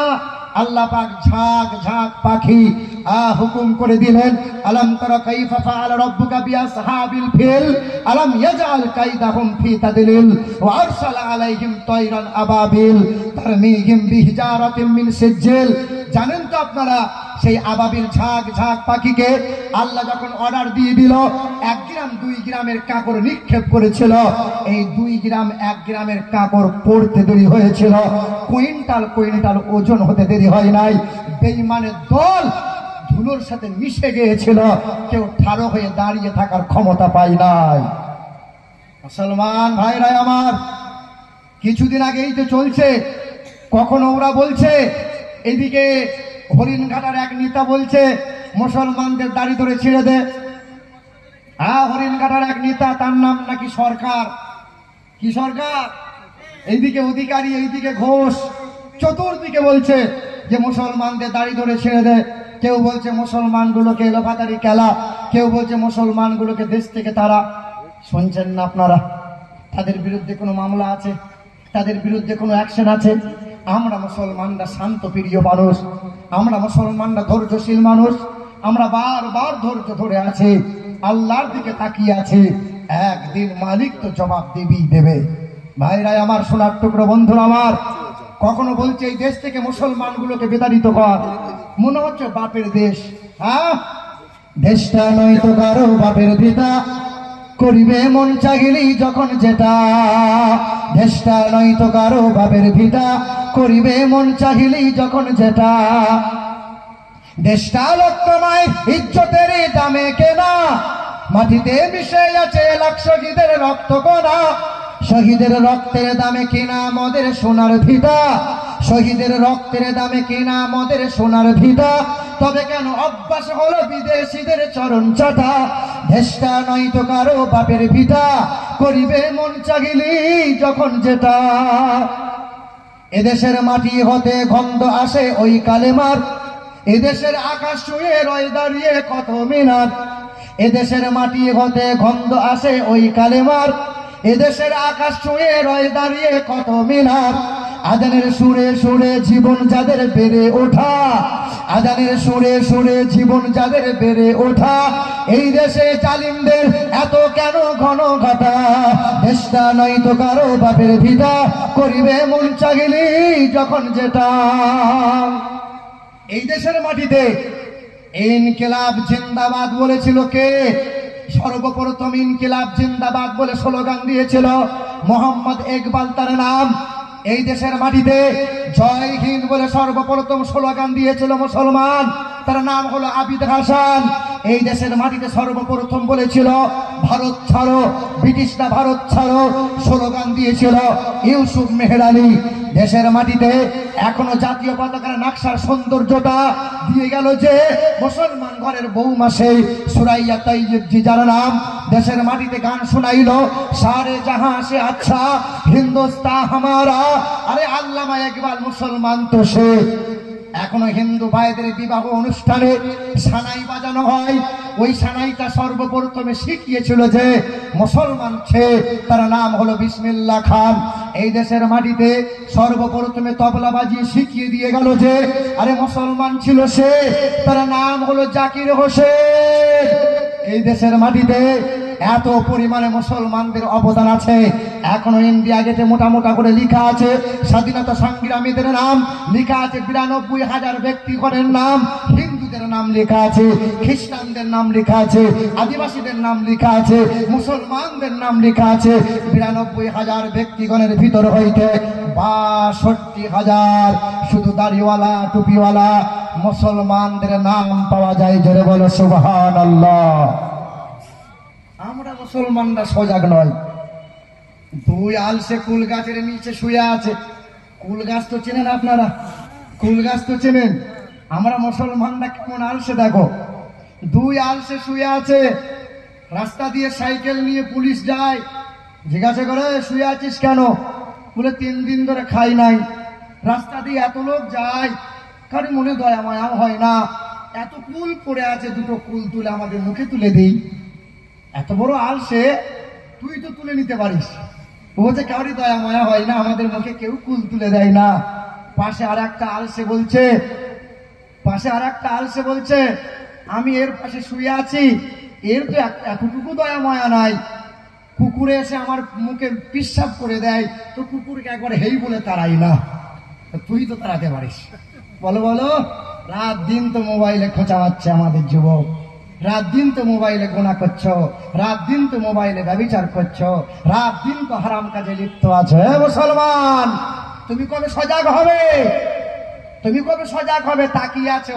আল্লাহ কেন আজাব, এমনি আল্লাহ আজাব দেবে? হ্যাঁ, পোশাক পরো তো ইহুদিদের মতো, খাবার খাও তো গরু ছাগলের মতো, পেশাব করে তো কুত্তার মতো, চলাফেরা করো তো বেঈমানের মতো, একটাও তো নবীর তরিকা মানো না।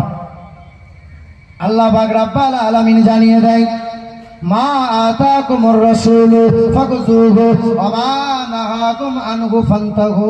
এই দুনিয়ার মানুষেরা কল্যাণ ও কামিয়াবি যদি লাভ করতে যাও, সব জায়গায় যদি মাথা উঁচু করে দাঁড়াতে যাও, আমার নবী তোমাদেরকে যা যা দিয়েছে তা তোমরা গ্রহণ করে নাও।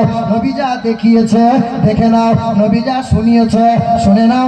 এক কথায় তোমাদেরকে নবী যা যা দেয় তা তোমরা গ্রহণ করে নাও। এ মুসলমান ভাইরা আমার, নবীর প্রেমিক হলো তারা, নবীর সুন্নতের ওপর পা ফেলে যারা। কথা বুঝতে পারছেন না? তাহলে 1 নম্বর নবীর ভালোবাসার মানুষ তারা, প্রতি সোমবারে রোজা পালন করে তারা। 2 নম্বর হলো নবী এমন করে খেতে বলেছেন, তাই উম্মত তেমন করে খায়। নবী বলেছেন এইভাবে বাথরুম যেও, তাই উম্মতটা সেই রকম বাথরুম যায়। নবী বলেছেন এইভাবে মসজিদে ঢুকবে, তাই উম্মত সেইভাবে মসজিদে ঢোকে। নবী বলেছেন এইভাবে শোবে, তাই উম্মত সেইভাবে শোয়। নবীর সুন্নতের ওপর চলে যারা, মান আহাব্বা সুন্নতি ফাকাদ আহাব্বানি ওয়া মান আহাব্বানি কানা মাইয়া ফিল জান্নাহ। আমার সুন্নতকে ভালোবাসে যারা, আমার সুন্নতকে ভালোবাসে যারা, সত্যি আমার প্রেমিক হলো তারা।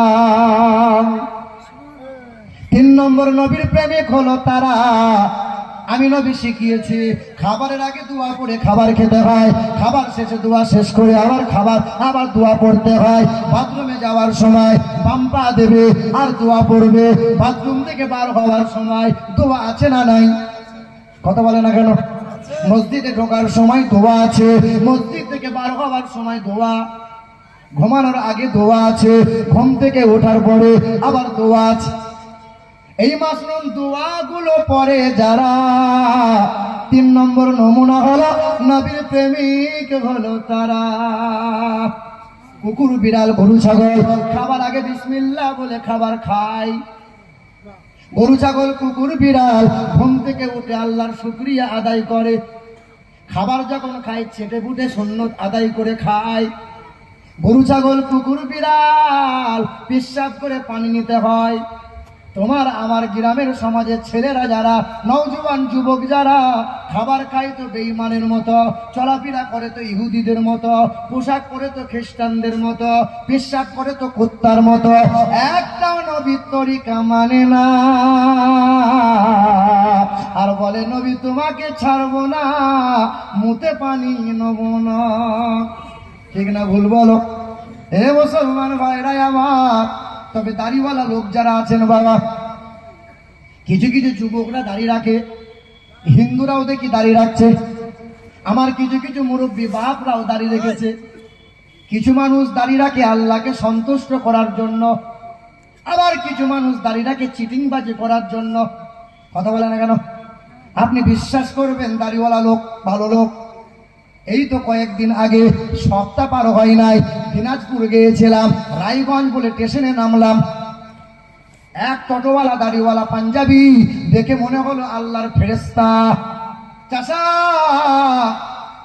শিলিগুড়ি মোড় যাবো, একটু নিয়ে যাবেন?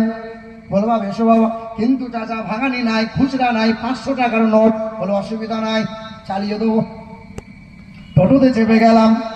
হাফ কিলোমিটার যাওয়ার পরে বললাম চাচা 5 মিনিট দাঁড়ান, ওষুধটা নিয়ে আসি।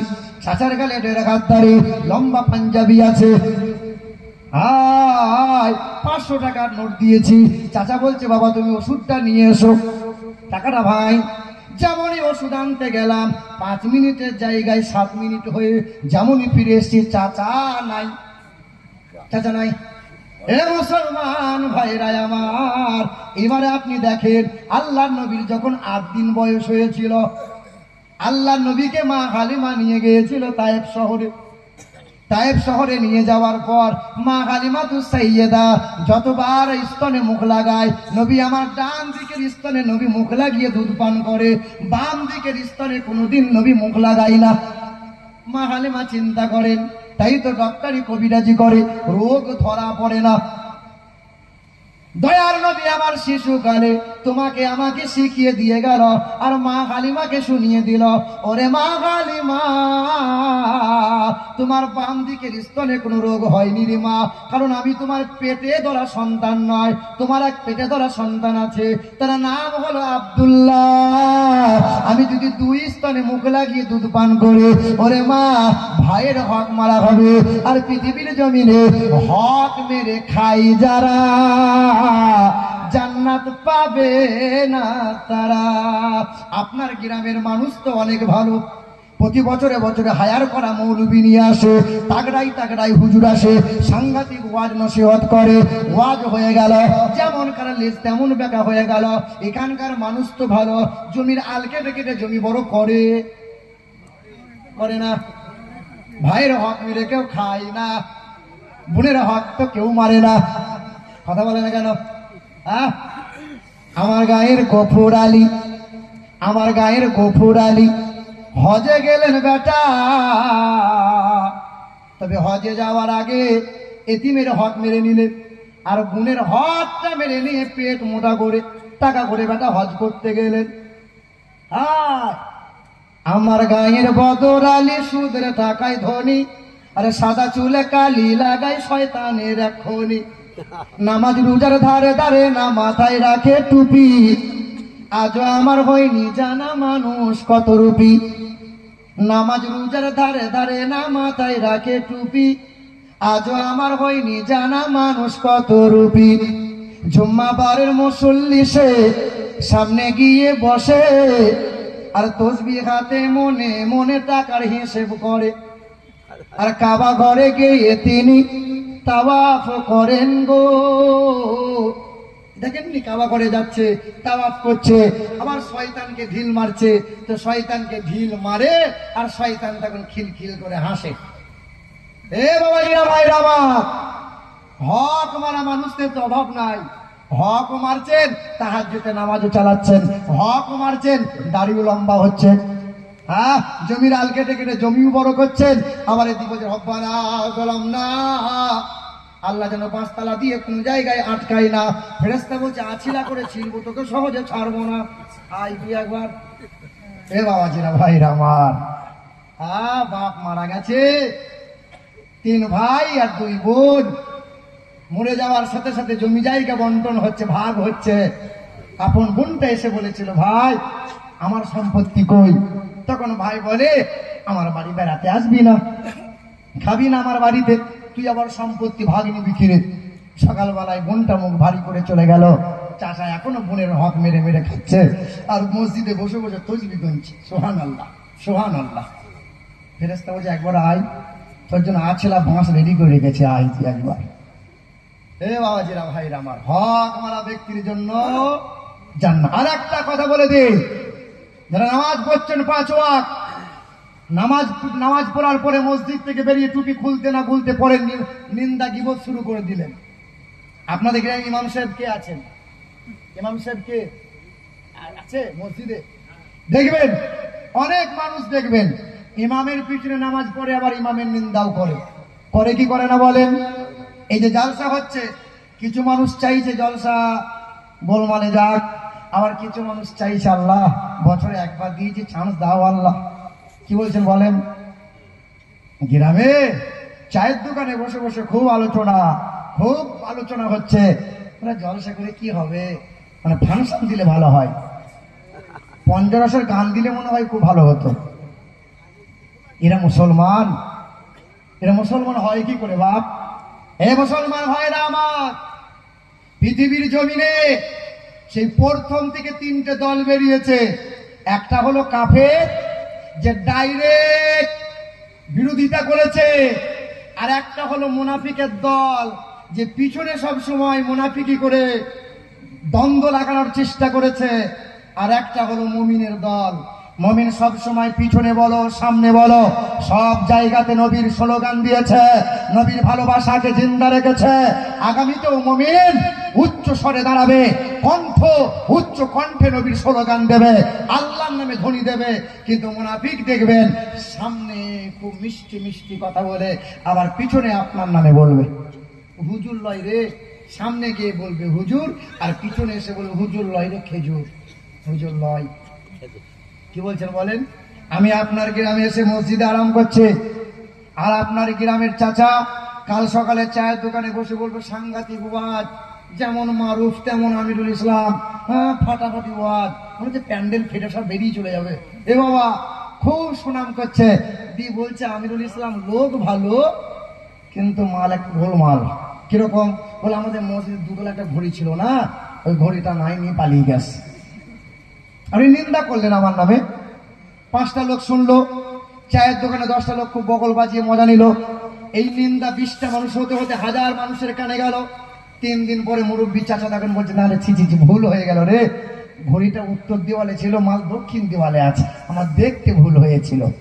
এই যে আপনি আমার জন্য 1000 মানুষের সামনে নিন্দা আপনি ছড়িয়ে দিলেন, বলো বাপ এই নিন্দাটা ফেরাবেন কি করে?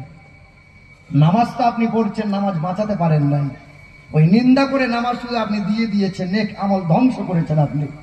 এ বাবা, আপনার গ্রামের এক যুবক ছেলে সারাদিন মেহনত করে 2000-3000 টাকা রোজগার করে, সারাদিনে 3000 রোজগারটা কম না বেশি?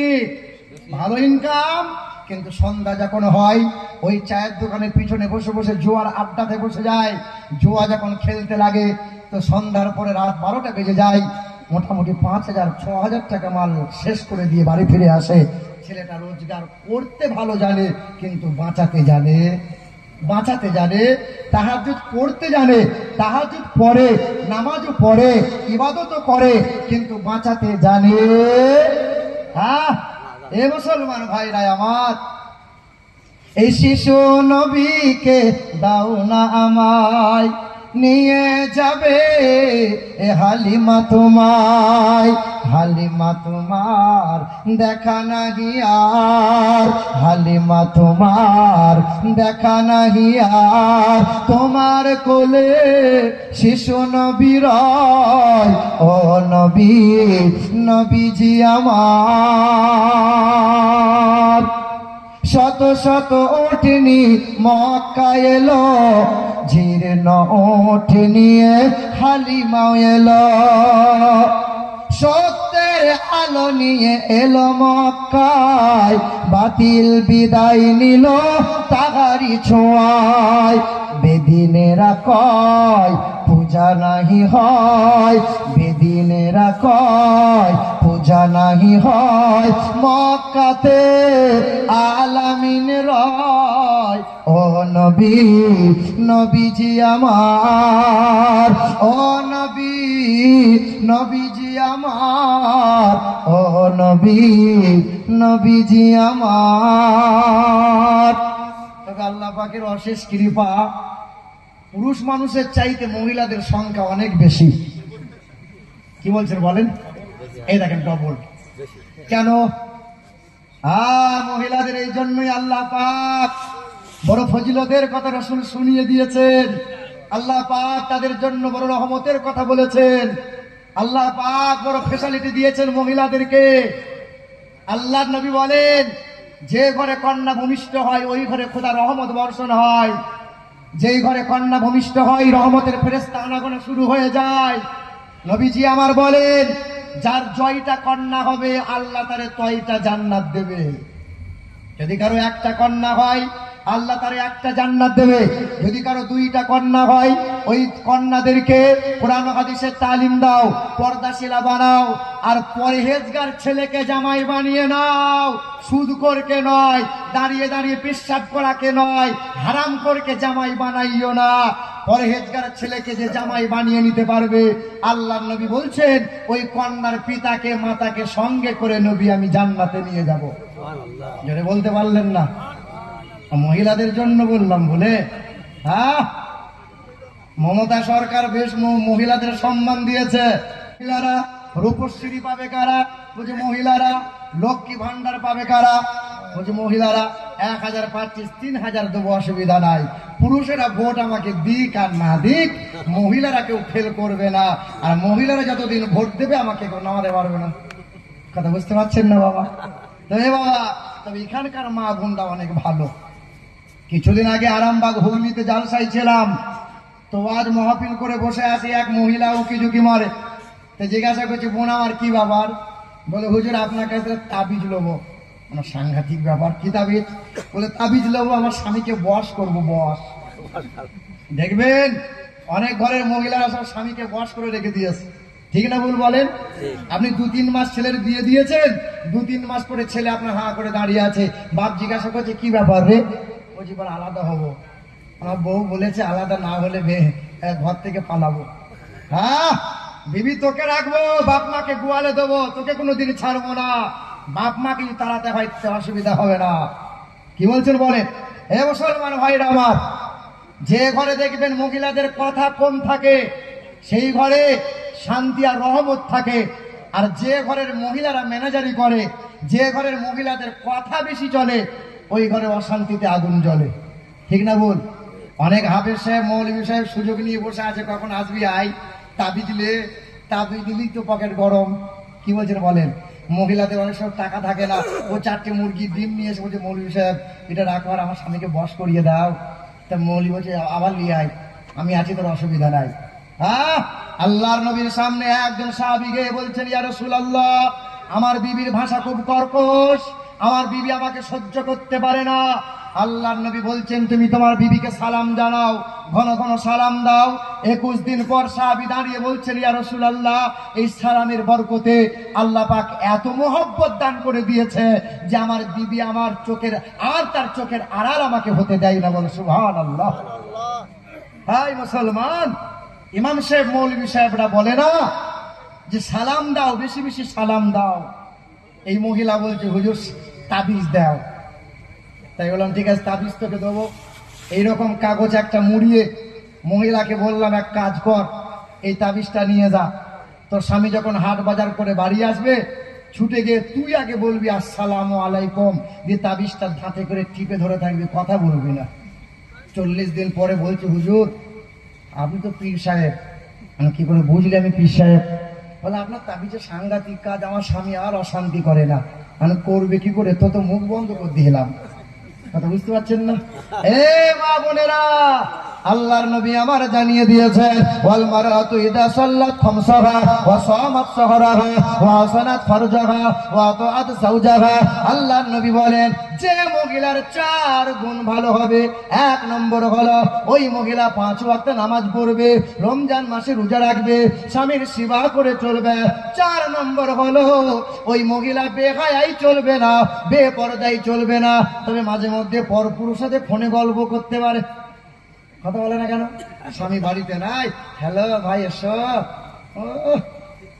এ মুসলমান ভাইরা আমার, নবী বলে দিয়েছেন 4 গুণ ভালো হবে যার। 1 নম্বর হলো মহিলা 5 ওয়াক্ত নামাজ পড়বে, রমজান মাসে রোজা রাখবে, স্বামীর সেবা করে চলবে, পর্দা সেলাই চলবে, বেশি কাজ করা লাগবে না। 4 গুণ যদি ভালো করে নাও, জান্নাতের 8টা দরজা খুলে দেবে, যে কোনো দরজা দিয়ে ওই মহিলা হাসতে হাসতে জান্নাতে যাবে। এ আমার মা বোনেরা, এ আমার ভাইরা, আল্লাহ পাকের ঘোষণা ঘোষণা, কোনো জায়গায় অসম্মান হবে না, কোনো জায়গায় লাঞ্ছিত হতে হবে না। আল্লাহ পাক জানিয়ে দেয়, আহাব্বা ইলাইকুম মিনাল্লাহ ওয়া রাসূলিহি।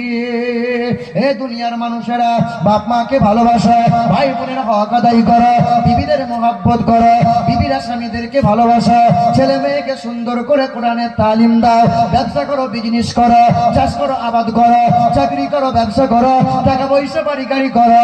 আমি আল্লাহ পাক নিষেধ করি নাই, তবে আমি আল্লাহ পাকের ঘোষণা, কখনো জানো আমি আল্লাহর হুকুমগুলো ভুলে যাবি না, আমার নবীর তরিকা বাদ দিবি না। যখনই তোরা নবীর তরিকা ভুলে যাবে, আমি আল্লাহ পাকের হাকামগুলো ত্যাগ করে দেবে, সব জায়গায় লাঞ্ছিত হবে, সব জায়গায় অপমানিত হবে, সব জায়গায় মার খাবে, বেঈমানের হাতে ক্ষমতা যাবে। ওয়া জিহাদিন ফি সাবিলিহি ফাতারাব্বাসু হাত্তা ইয়াতি আল্লাহু বিআমরিহি ইন্নাল্লাহা লা ইয়াহদিল কওমাল ফাসিকিন। লাঞ্ছিত অপমানিত হবে, পায়ের নিচে থেকে মাটি তোর সরে যাবে। হে মুসলমান, ষষ্ঠ জাতি পেয়েছে, হয়েছে আমি তুমি, আমরা মুসলমানরা ষষ্ঠ কিতাব পেলাম, মার খাবো কেন? তাহলে কি নিশ্চয় আল্লাহর ইচ্ছা আর নবীর তরিকা বাদ দিয়ে দিলাম। মুসলমান মুসলমান, ভাই ভাই খুন খারাপি, মুসলমান মুসলমান, এক ভাই এক ভাইয়ের নামে মামলা করে, এক ভাই এক ভাইকে জেল খাটায়, এক ভাই এক ভাইকে চক্রান্ত করে ফাঁসায়। তুমি কেমনে মুসলমান? হে শিক্ষিত বন্ধুরা আমার, পৃথিবীর জমিনে আল্লাহ পাকের দুই ঘোষণা, এক নম্বর দুটো আঁকড়ে ধরো, এক হলো আমার নবীর ইত্তেবা করে নাও, আমার নবীর তাবেদারি করে নাও। আর দুই নম্বর ঘোষণা, ওয়াতাসিমু বিহাবলিল্লাহ জামিআন ওয়া লা তাফাররাকু। কালো হও কিংবা ফর্সা, আরবি হও কিংবা বিহারি, বাঙালি হও কিংবা গুজরাটি, ধনী হও কিংবা গরিব, আমি আল্লাহ পাকের কোরআন, আমি আল্লাহ পাকের কালামকে শক্ত করে মজবুত করে বুকে আঁকড়ে ধরে নাও। কেউ মারতে পারবে না, কখনো লাঞ্ছিত হবে না। হে মুসলমান, ঘাবড়ে যাবি না। ওয়ালা তাহিনু ওয়ালা তাহজানু ওয়া আনতুমুল আ'লাউনা ইন কুনতুম মুমিনিন। দুঃখ করবি না, সাহস তোরা হারাবি না। বিজয়ের ক্ষমতা, বিজয়ের পতাকা বান্দা তোর হাতে দেব। চতুর্দিকে বেঈমানরা পরাজিত হবে, নাস্তানাবুদ হয়ে যাবে। মুমিন যদি হয়ে যাও, কোরআনকে যদি আঁকড়ে ধরে নাও, সব জায়গায় মাথা উঁচু করে দাঁড়াবে। এই যুবক ভাইরা, এই মোবাইলে ম্যাপ আছে, ম্যাপ। আমাকে আমার ছেলেরা, যুবকরা বলল, হুজুর যুবকদের উদ্যোগে জলসা, আজকে আপনাকে আসতেই হবে, আগের বছর এসেছিলেন। তো বললাম, ভাই তুমি এক কাজ করো, আমাকে লোকেশনটা পাঠাও। এই মোবাইলের লোকেশন ধরে আমি আপনার গ্রামে উপস্থিত কাউকে জিজ্ঞাসা করি নাই। এই মোবাইলে ম্যাপ খুলবেন, এখান থেকে কৃষ্ণনগর বলেন, নবদ্বীপ বলেন, এইদিকে কলকাতা বলেন, যেখানে যাওয়ার ইচ্ছা শুধু ম্যাপে লিখে দেবেন। এই ম্যাপ আপনাকে সেখানে নিয়ে যাবে। আপনি মক্কায় যেতে চান, হেঁটে হেঁটে মদিনায় যেতে চান, এই মোবাইলে ম্যাপ খুলবেন, এই মোবাইলের ম্যাপ আপনাকে মক্কায় নিয়ে যাবে, কাবা শরীফের পাশে দাঁড় করিয়ে দেবে, মদিনায় নিয়ে যাবে, নবী রওজা পাকের সামনে দাঁড় করিয়ে দেবে। এই মোবাইলের ম্যাপ, সামান্য ম্যাপ যদি আপনাকে বিশ্বের কোনায় কোনায়, মন্দির যেতে চান মন্দিরে নিয়ে যাবে, মসজিদ যেতে চান মসজিদে নিয়ে যাবে, কবরডাঙ্গায় যেতে চান ম্যাপ আপনাকে কবরডাঙ্গায় নিয়ে যাবে। ম্যাপ যদি বিশ্বের কোনায় কোনায় পৌঁছতে পারে, বিশ্বের মাটিতে মুসলমান তুমি জেনে রেখে দাও, পরিপূর্ণ জীবন ব্যবস্থা তার নাম হলো আল কোরআন। এই কোরআন তোমাকে পৃথিবীর খাজানা দেবে। মুমিন হতে চাও, কোরআন পড়ে নাও। জাহান্নাম থেকে বাঁচতে চাও, কোরআন পড়ে নাও। আল্লাহর প্রিয় বান্দা হতে চাও, কোরআন পড়ে নাও। সংসার শান্তি পেতে চাও, কোরআন পড়ো বান্দা। এই কোরআন তোমাকে জান্নাত পর্যন্ত পৌঁছে দেবে। জোরে বলো সুবহানাল্লাহ। বিশ্বাস হয় আপনাদের? আচ্ছা বলেন তো বাপ, এই কোরআনের ওজন কতটা? বলেন না কেন আপনারা? মোটামুটি ওজন কতটা কোরআনের? হ্যাঁ হ্যাঁ হ্যাঁ, লাউ আনজালনা হাযাল কুরআন আলা জাবালিন লারাআইতা খাশিআম মুতাসাদ্দিআম মিন খাশিয়াতিল্লাহ। বলে 2 কিলো 3 কিলো ওজন। আল্লাহ বলে কোরআনের ওজন কত জানো? পাহাড় বলেছিল আমি সহ্য করতে পারবো না। ইন্না আরাদনাল আমানাতা আলাস সামাওয়াতি ওয়াল আরদ ওয়াল জিবাল ফাআবাইনা আন ইয়াহমিলনাহা ওয়াশফাকনা মিনহা ওয়া হামালাহাল ইনসান। আসমান বলেছিল ভারসাম্য রাখতে পারবো না, জমিন বলেছিল আমি নিতে পারবো না। আল্লাহর বন্ধু নবী মুহাম্মদ রাসূলুল্লাহ বলেছিলেন, ওগো দয়ার মালিক আল্লাহ, তোমার কালামকে যদি আমার প্রতি দাও, আমি এই কালাম কোনোদিন ফেলবো না। মুসলমান 12 মাসের ভিতরে সবচেয়ে দামি মাস কোনটা? রমজান মাস। কেন এত দামি হলো? কারণ পৃথিবীতে কোরআন ওই মাসে নাজিল হলো। এই রমজান মাসের ভিতরে সবচেয়ে দামি রাত একটা আছে, যা গোটা বছরের ভিতরে সবচেয়ে দামি রাত, সেটা হলো লাইলাতুল কদরের রাত। দিনটা ছিল সোমবারের দিন। কেন এত দামি রাত হলো? যে রাত, এক রাত ইবাদত করলে পরে 83 বছর 6 মাস ইবাদত করার সওয়াব আল্লাহ দান করে। লাইলাতুল কদরের রাত, যে রাত্রিতে নাকি কোরআন আল্লাহ নাজিল করেছেন। হে মুসলমান, সবচেয়ে দামি ফেরেশতার নাম কে? সবচেয়ে দামি ফেরেশতার নাম জিবরাইল ফেরেশতা আলাইহিস সালাতু ওয়াস সালাম। কেন এত দাম বেড়ে গেল? বলে কোরআন নাকি নবীর কাছে নিয়ে এলো। সবচেয়ে দামি গ্রন্থ আল কোরআন পৃথিবীতে নাজিল হয়, সবচেয়ে দামি মানুষের প্রতি নাজিল হয় নবী মুহাম্মদ রাসূলুল্লাহ। সবচেয়ে দামি উম্মত হলো মুসা নবীর উম্মত নয়, ইব্রাহিম নবীর উম্মত নয়। সবচেয়ে দামি কিতাব পৃথিবীর সবচেয়ে দামি মানুষের প্রতি নাজিল হলো, সবচেয়ে দামি উম্মতের উপর কোরআন এলো। কোরআন মানুষের জন্য না গরু ছাগলের জন্য? বলো মুসলমান। হায় হায় হায় হায়, মুসলমান কোরআন পড়ে না, মুসলমান কোরআন পড়ে না। 10 বছরের ছেলেটা বলছে, আব্বা আব্বা ওই বৃষ্টি আসবে, মেঘ মেঘ করেছে, 50 কিলোর বস্তা ধানটা মাথায় চাপিয়ে দাও, বাড়িতে নামিয়ে দিয়ে আস। তো বাপ বলছে, 10 বছরের ছেলে 50 কিলো বস্তা নিয়ে তুই বাড়ি পর্যন্ত পৌঁছাবি? হ্যাঁ, বাড়ি পর্যন্ত কি পৌঁছাবি? না না, পারবি না। ছেলে বলছে, দাও না আব্বা। ছেলের মাথায় চাপিয়ে দিয়েছে, বাপ বস্তার নিচে 2 হাত রেখে দিয়েছে, পা পা করে নিয়ে বস্তা বাড়িতে নামিয়েছে। ছেলে বলছে, পারবো না মানে? কে নিয়ে এলো? বাপ বলছে, আমার 2 হাত যদি বস্তার নিচে না থাকতো বাবা, কবে পটল তুলতিস তুই? কি বলছো বলো? হে মুসলমান, এত সহজ ভেবে নিও না কোরআনকে। কোরআন 7 আসমান 7 জমিন যদি এক পাল্লায় রাখা হয়, আর কোরআন যদি দ্বিতীয় পাল্লায় রাখা হয়, কোরআনের পাল্লা ভারী হয়ে যাবে।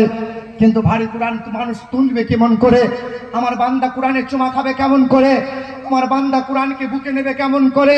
তাই তো আমি আল্লাহ পাক কুদরতি হাত 2 খান কোরআনের নিচে রেখে দিয়েছি, যাতে বান্দার তোলা সহজ করেছি। বলে সুবহানাল্লাহ।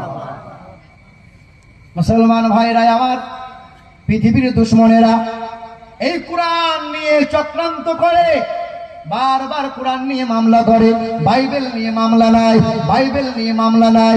বেদ রামায়ণ নিয়ে মামলা করে না, কখনো বেদ রামায়ণ ত্রিপিটক নিয়ে কোনো সমস্যা হয় না। বারবার কোরআনের ভুলবার করতে চায়, বারবার কোরআনটাকে মুছে দিতে চায়। বলো মুসলমান, মসজিদ ভাঙছে ওরা, কত মাদ্রাসা ভেঙে দিচ্ছে ওরা। এই কোরআন যদি পৃথিবী থেকে বেঈমানরা মুছতে চাই, মুছতে পারবে?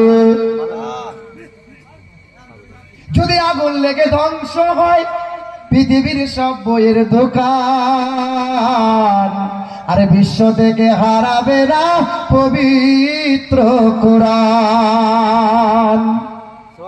বলো কেমন করে করবে ধ্বংস তোমার আগুনের তেজ?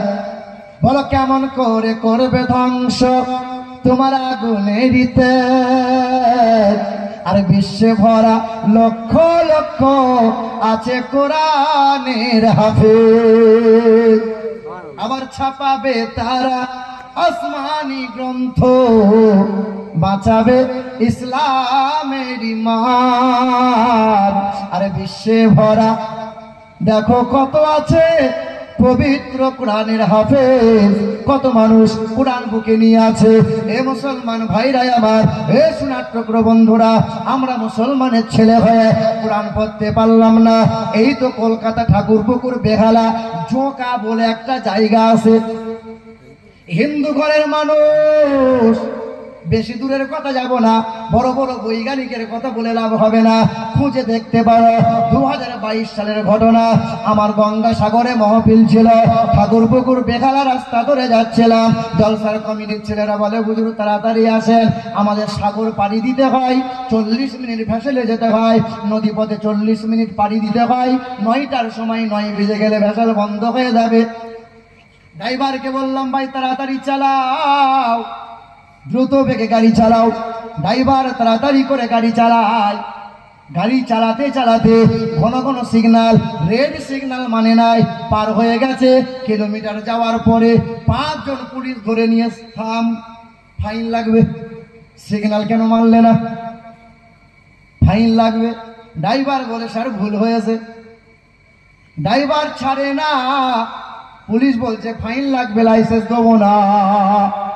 গাড়ি থেকে আমি নামলাম। নামার পরে একজন পুলিশ তখন আমাকে দেখে বলছে, আপনাকে খুব চেনা চেনা লাগতেছে, আপনাকে মোবাইলে দেখেছি খুব ঘন ঘন, আপনি ওয়াজ করেন, ঐতিহাসিক আলোচনা, বেদ রামায়ণ পুরাণ পড়েন। আমি মনে মনে বললাম, আলহামদুলিল্লাহ, অমুসলিম মানুষেরাও বায়ান শোনে, কারণ বায়ান তো সবার জন্য। হাযা বায়ানুল লিন্নাস। হিন্দু বলো, খ্রিস্টান বলো, যারা বসে আছে তারা বলো, দাঁড়িয়ে আছে তারা বলো, শুয়ে আছে তারা বলো, যে কেউ বায়ান শুনতে পারে। কিন্তু কোরআন তো সবাই পড়তে পারে, কোরআন সবাই ছুঁইতে পারবে পারবে এ মুসলমান ভাইরা আমার, এটা বেদ নয়, রামায়ণ নয়, যে বামুন ছাড়া কেউ ছুঁইতে পারবে না। এই কিছুদিন আগে দুর্গা পূজা গেল, এক হিন্দু ছেলে বলেছিল, হুজুর আপনি মৌলভী সাহেব মানুষ, আপনারা আল্লাহ আল্লাহ করেন, আল্লাহকে দেখতে পান না? বলে, আমরা যেমন ঠাকুর দেখতে পাই, আমাদের পূজা করে মনে শান্তি আসে, আপনারা তো মাথা ঠোকেন, মসজিদে গিয়ে কি আল্লাহ আসে, আল্লাহ নামে? বলে, না, আল্লাহ দেখতে পাই না। বলে, এটাই তো পার্থক্য, আমরা সনাতন ধর্মের মানুষ, আমাদের ধর্ম বড় ধর্ম। আমি খ্যাপা, আল্লাহকে তোদের ঠাকুরের মতো দেখা যাবে না। আন্ধা তোমা প্রভা শান্তি ইয়া সম্মতি উপস্থিত, আন্ধ অন্ধকারে তাহারাই প্রবেশ করে যারা মূর্তির পূজা অর্চনা করে না। আল্লাহকে দেখা যায় না। এই যে তোদের ঠাকুর পূজা হলো, ঠাকুরের ছবিটা খবরের কাগজে ছাপানো হলো, কার মণ্ডপ ভালো, কাদের ঠাকুর বড়, ওই খবরের কাগজটা জ্ঞানী মানুষেরা পড়লো। 2-4 দিন পড়ার পরে খবরের কাগজ গোডাউনে ফেলে দিল, দিয়ে কিলো হিসাবে বিক্রি করে বাজারে চলে গেল। ঠোঙা তৈরি হলো, এই ঠোঙাতে বাঁশে টেনে ঝালমুড়ি বিক্রি হলো। ওই ঠোঙাতে ঠাকুরের ছবি আছে, দুর্গার ছবি, কালীর ছবি। বলে, হ্যাঁ। ওই ঠোঙাতে ঝালমুড়ি খেলি, ঝালমুড়ি খাওয়ার পরে ওই ঠাকুরের ছবিকে প্রণাম করে কি পকেটে গুঁজে রাখবি না ঠোঙা ফেলে দিবি? বলে, ফেলে দেবো।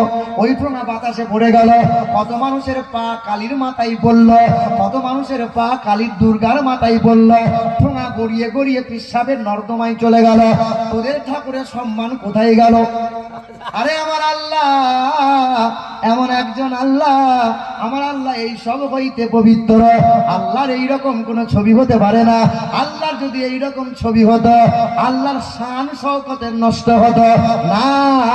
কুল হুয়াল্লাহু আহাদ আল্লাহুস সামাদ লাম ইয়ালিদ ওয়া লাম ইউলাদ ওয়া লাম ইয়াকুল লাহু কুফুয়ান আহাদ। তিনি কখনো খান না, ঘুমান না, তার কোনো বিবি নাই, বাচ্চা নাই, তিনি কখনো জন্ম নেন নাই, তিনি কাউকে জন্ম দেন নাই, তার কোনো পিতামাতা নাই, তিনি কখনো ঘুমান না, তিনি এক দ্বিতীয় লা শারীকা লা, তার মতো আল্লাহ দ্বিতীয় কেউ হবে না। হবে হবে আচ্ছা, আল্লাহ এক যদি না হয়ে দুটো হতো ভালো হতো না? কি বলছে মুরব্বী বাপ যারা, আল্লাহ দুটো হলে ভালো হতো না? এই যে একটা ছোট আল্লাহ হতো, দেখেননি পীর সাহেব গুলো, দেখেননি একটা বড় পীর একটা ছোট পীর, হ্যাঁ? আচ্ছা, আল্লাহ যদি দুটো হতো, একটা বড় আল্লাহ একটা ছোট আল্লাহ, কিছু মানুষ ছোট আল্লাহর ভক্ত হতো, আর কিছু মানুষ বড় আল্লাহর ভক্ত হতো।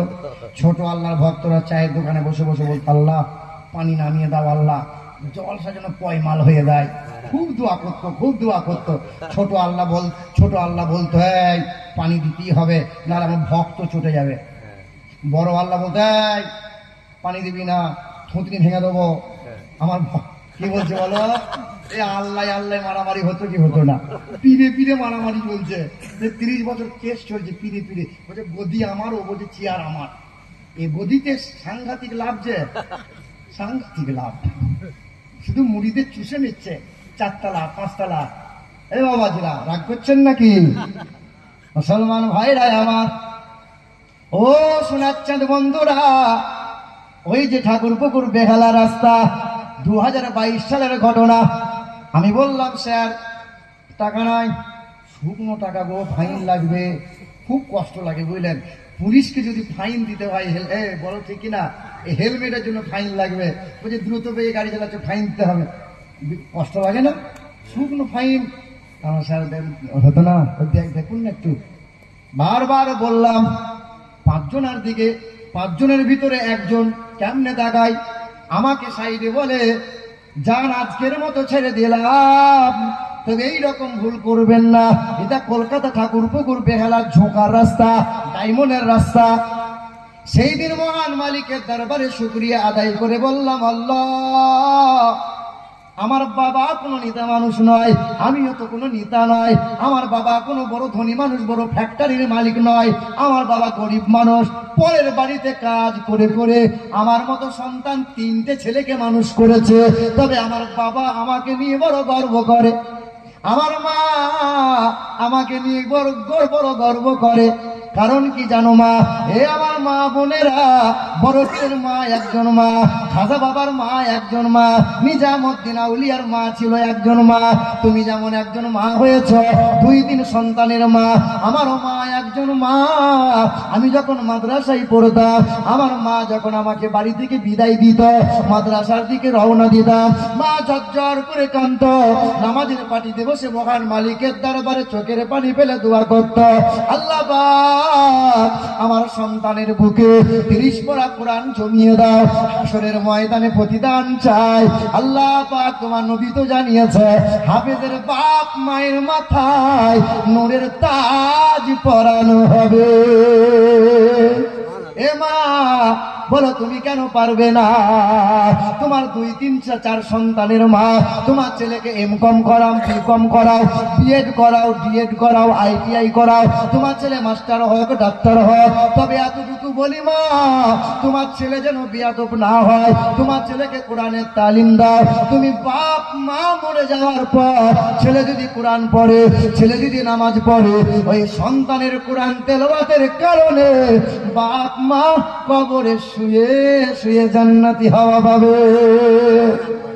আর তোমার ছেলে যদি এঁড়ে গরু তৈরি হয়, তুমি বাপ মা উল্টো পাল্টা পিটুনি পাবে, আজ ওরা পাশে করে সেকুনি হবে, সহজে ছাড়বে না। মা তোমাদের পায়ে হাত রেখে বলি, মা তোমার ছেলেকে বেশি মোবাইল যেন ধরিও না। ধরাবে না মানে? মা রাত দিন দেখছে, রাত দিন সিরিয়াল, রাত দিন হিন্দি গান, রাত দিন রিলস দেখছে, রিলস বানাচ্ছে। ও লজ্জা নাই, ওর বেহায়া, ও বেশরম মহিলাটা ছেলের ভবিষ্যৎটা শেষ করে দিল। 6 বছরের ছেলে বলছে, তুমি যদি আমাকে মোবাইল না দাও আমি গলায় ধরে দিয়ে মরবো। দিয়ে মৌলবীর কাছে তাবিজ নিয়ে বলছে, হুজুর তাবিজ দেন, ছেলের গলায় ঝোলাবো। কিছু কাজ হবে না। তুই মা বাপ ঠিক নেই তো ছেলে ভালো হয়? কি বলছেন বলেন? ও আম গাছ লাগিয়েছে, তেঁতুল গাছ লাগিয়েছে, দিদি বলছে কাঁঠাল হলো না। বলো বলো, গো কানে হিন্দি গান চলছে আর পেটে হাত বুলিয়ে বলছে, জানো জানো কচির বাপ, আমাদের যখন কচি হবে না, এই কচিটা বড় হুজুর হবে, বড় পীর সাহেব হবে, শয়তানের ছানা হবে, দেখবি বড় পীর হবে। রে বাবাজিরা, ভাইরা আমার শোনাচ্ছক্র বন্ধুরা, আমার সুধী মানুষেরা, ওই কলকাতা ঠাকুরপুকুর বেহালা রাস্তায় ও মুসলিম মানুষটা বলল, হুজুর আপনি চলে যান। চলে গেলাম, তবে আমার ফোন নম্বর নিল। পরের দিন সকালবেলায় 10টার সময় ফোন করলো।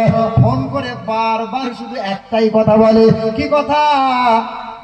বলে আপনাদের নীতি একটা খুব ভালো লাগে, মানুষ যখন মারা যায় সুন্দর করে গোসল দেয়, কত সুন্দর খুশবু লাগায়, খাটে করে নিয়ে কবরস্থানায় নিয়ে যায়, আদর করে কত সুন্দর করে কবর দেয়। আমার একটা 12 বছরের ছেলে ছিল, আমার ছেলেটাকে শ্মশানের চিতায় দাউ দাউ করে পুড়িয়ে দিল। কারো মনে মায়া হলো না, কারো মনে দয়া হলো না। হুজুর আমি যদি মারা যাই, বলেন আপনারা কি মুসলমানদের নিয়ম অনুযায়ী আমাকে কি কবর দেয়া হবে? হবে হবে না। তবে একটাই কারণ, একটা কাজ করলে তোমার কবর দেয়া হবে, তুমি যদি পড়ে নিতে পারো কালমা লা ইলাহা ইল্লাল্লাহু মুহাম্মাদুর রাসূলুল্লাহ।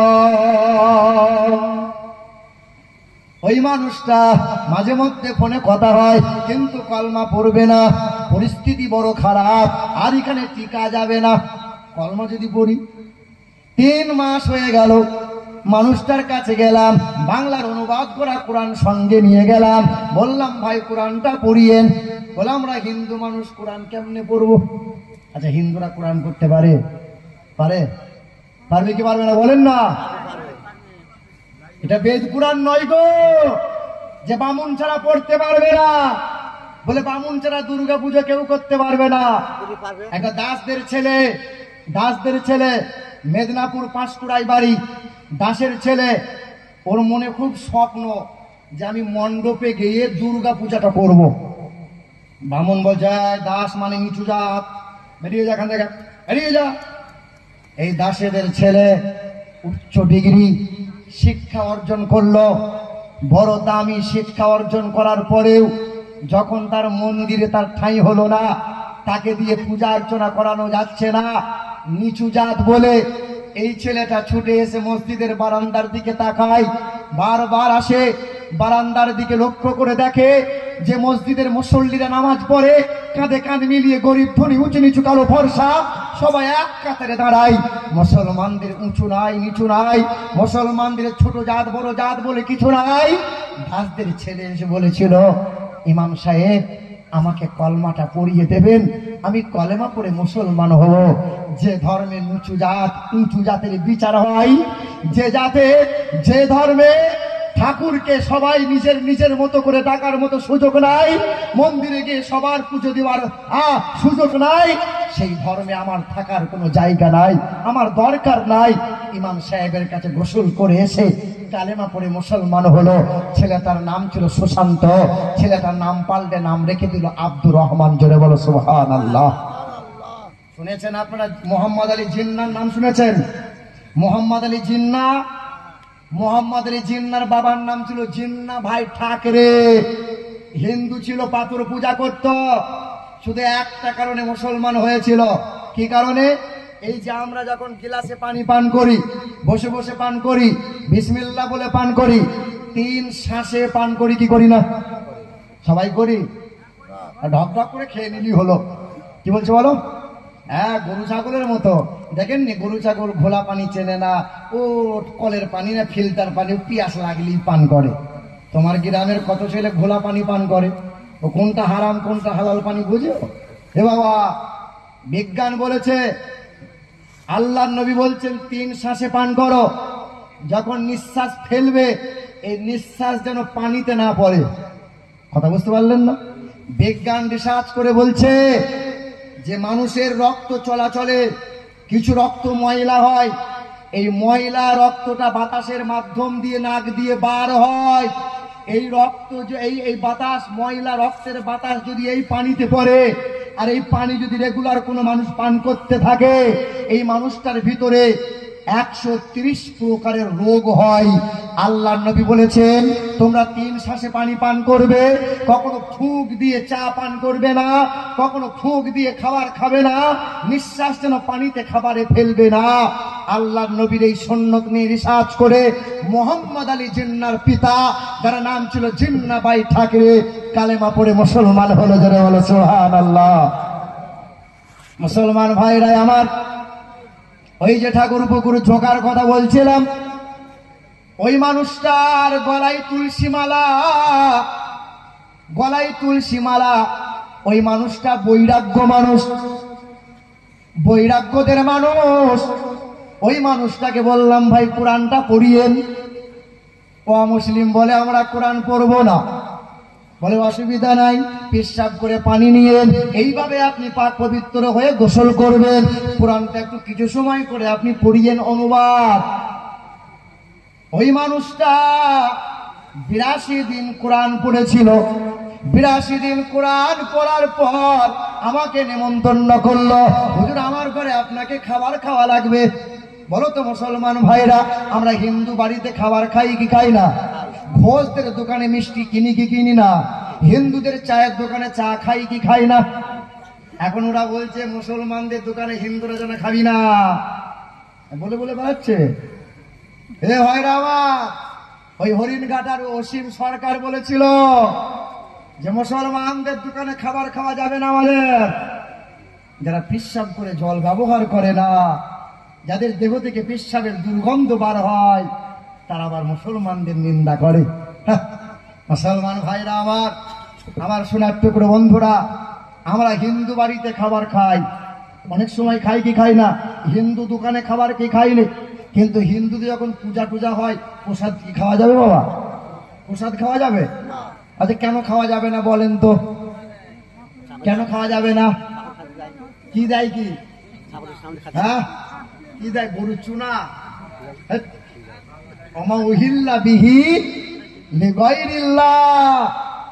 আরে গরুর চুনা তো দিলে মনে করে এক বস্তা এক বালতি ফল কেটেছে আর 2-4 ফুটা যদি গরুর চুনা দিয়েই দেওয়া হয়, তা তলা দিকে তো মাল চুনা যাবে না, তো তলাকার মাল তো নিয়ে খাওয়া যাবে নাকি? না। या देवी सर्वभूते शांति रूपे ओं नमस्तुते तस्यै नमो नमः।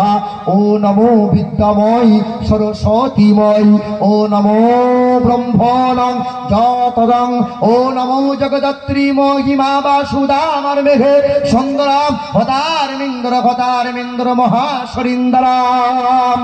এই যে পূজা অর্চনা করা হয়, দেব দেবীর নামে উৎসর্গ করা হয়, এটা আমাদের জন্য হারাম। একটা খাসি নিয়ে এসছে, পীরের খুব ভক্ত বুঝলেন, যে খাসিটা নিয়ে এসে বলছে ইয়া পীর বাবা, চালিয়ে দিয়েছে মাথা একদিকে, এ বাবা খাওয়া যাবে? এই যে হারাম। আচ্ছা এটা বলেন তো, অনেক সময় আপনি দোকানে গেছেন আর দোকানে গিয়ে বলছেন আব্দুর রহমান, পোল্ট্রি মুরগিটা আমি জবাই করবো, চাষা আপনি করবেন? তা করেন, আপনি নামাজি লোক, মুরব্বী মানুষ, ছুরিটা নিয়ে বিসমিল্লাহি আল্লাহু আকবার যেই বলেছেন, মাথা একদিকে ধর আলাদা, হয় কি হয় না বলেন তো? আপনি বাড়ি নিয়ে গেলেন, টাকা দিয়ে কিনেছেন, ফেলে দেবেন মাল?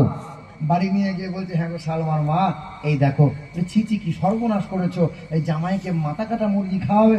বলে কেউ দেখতে পাইনি, চালা। আচ্ছা বলেন, এই মুরগিটা খাওয়া যাবে? খাওয়া যাবে? কথা বলে না। যাবে? কেন যাবে? ওই যে বিসমিল্লাহি আল্লাহু আকবার, এক আল্লাহর নামে যারা উৎসর্গ হয় তাহাই হলো হারাম। তবে হারাম জিনিসকে যেন বিসমিল্লাহ বলে হালাল করিয়েন না। এ মুসলমান ভাইরা আমার, ওই মুসলিম ব্যক্তি বললেন আমার ঘরে আসেন।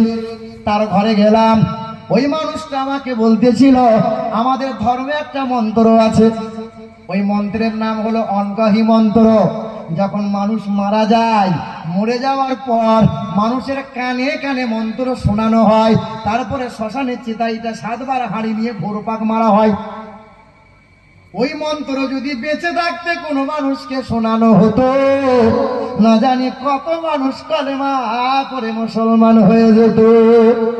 বলে ভাই মন্ত্রটা কি?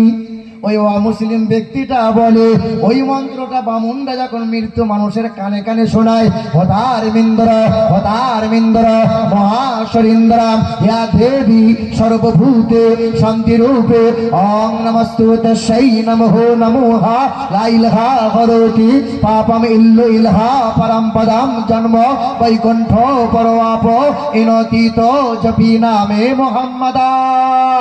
মোহাম্মদাবতীতা দিবদকরন্তে পুরকিতীর্তা কৃষ্ণাং ভক্ষয়ে সদা বেদা শাস্ত্রে শ্রীতা। অনকহি মন্ত্রটা তার কানে কানে শোনানো হয়।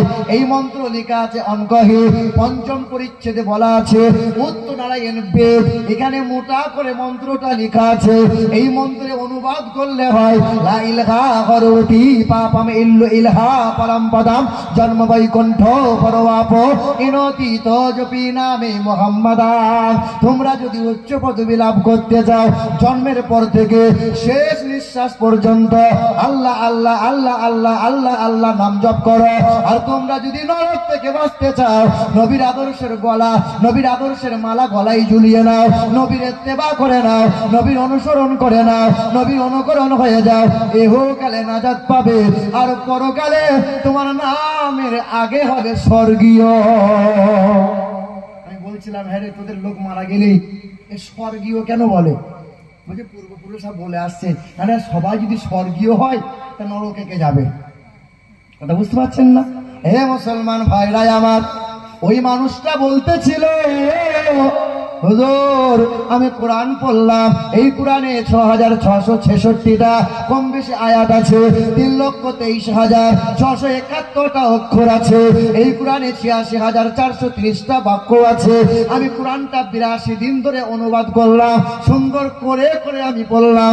এই কোরআন পড়ে জানতে পারলাম একমাত্র ছাতা হয়ে ছায়া হয়ে পাবো তারে কালেমা লা ইলাহা ইল্লাল্লাহ মুহাম্মাদুর রাসূলুল্লাহ ওয়া ইন্নাকা লাআলা খুলুকিন আযীম।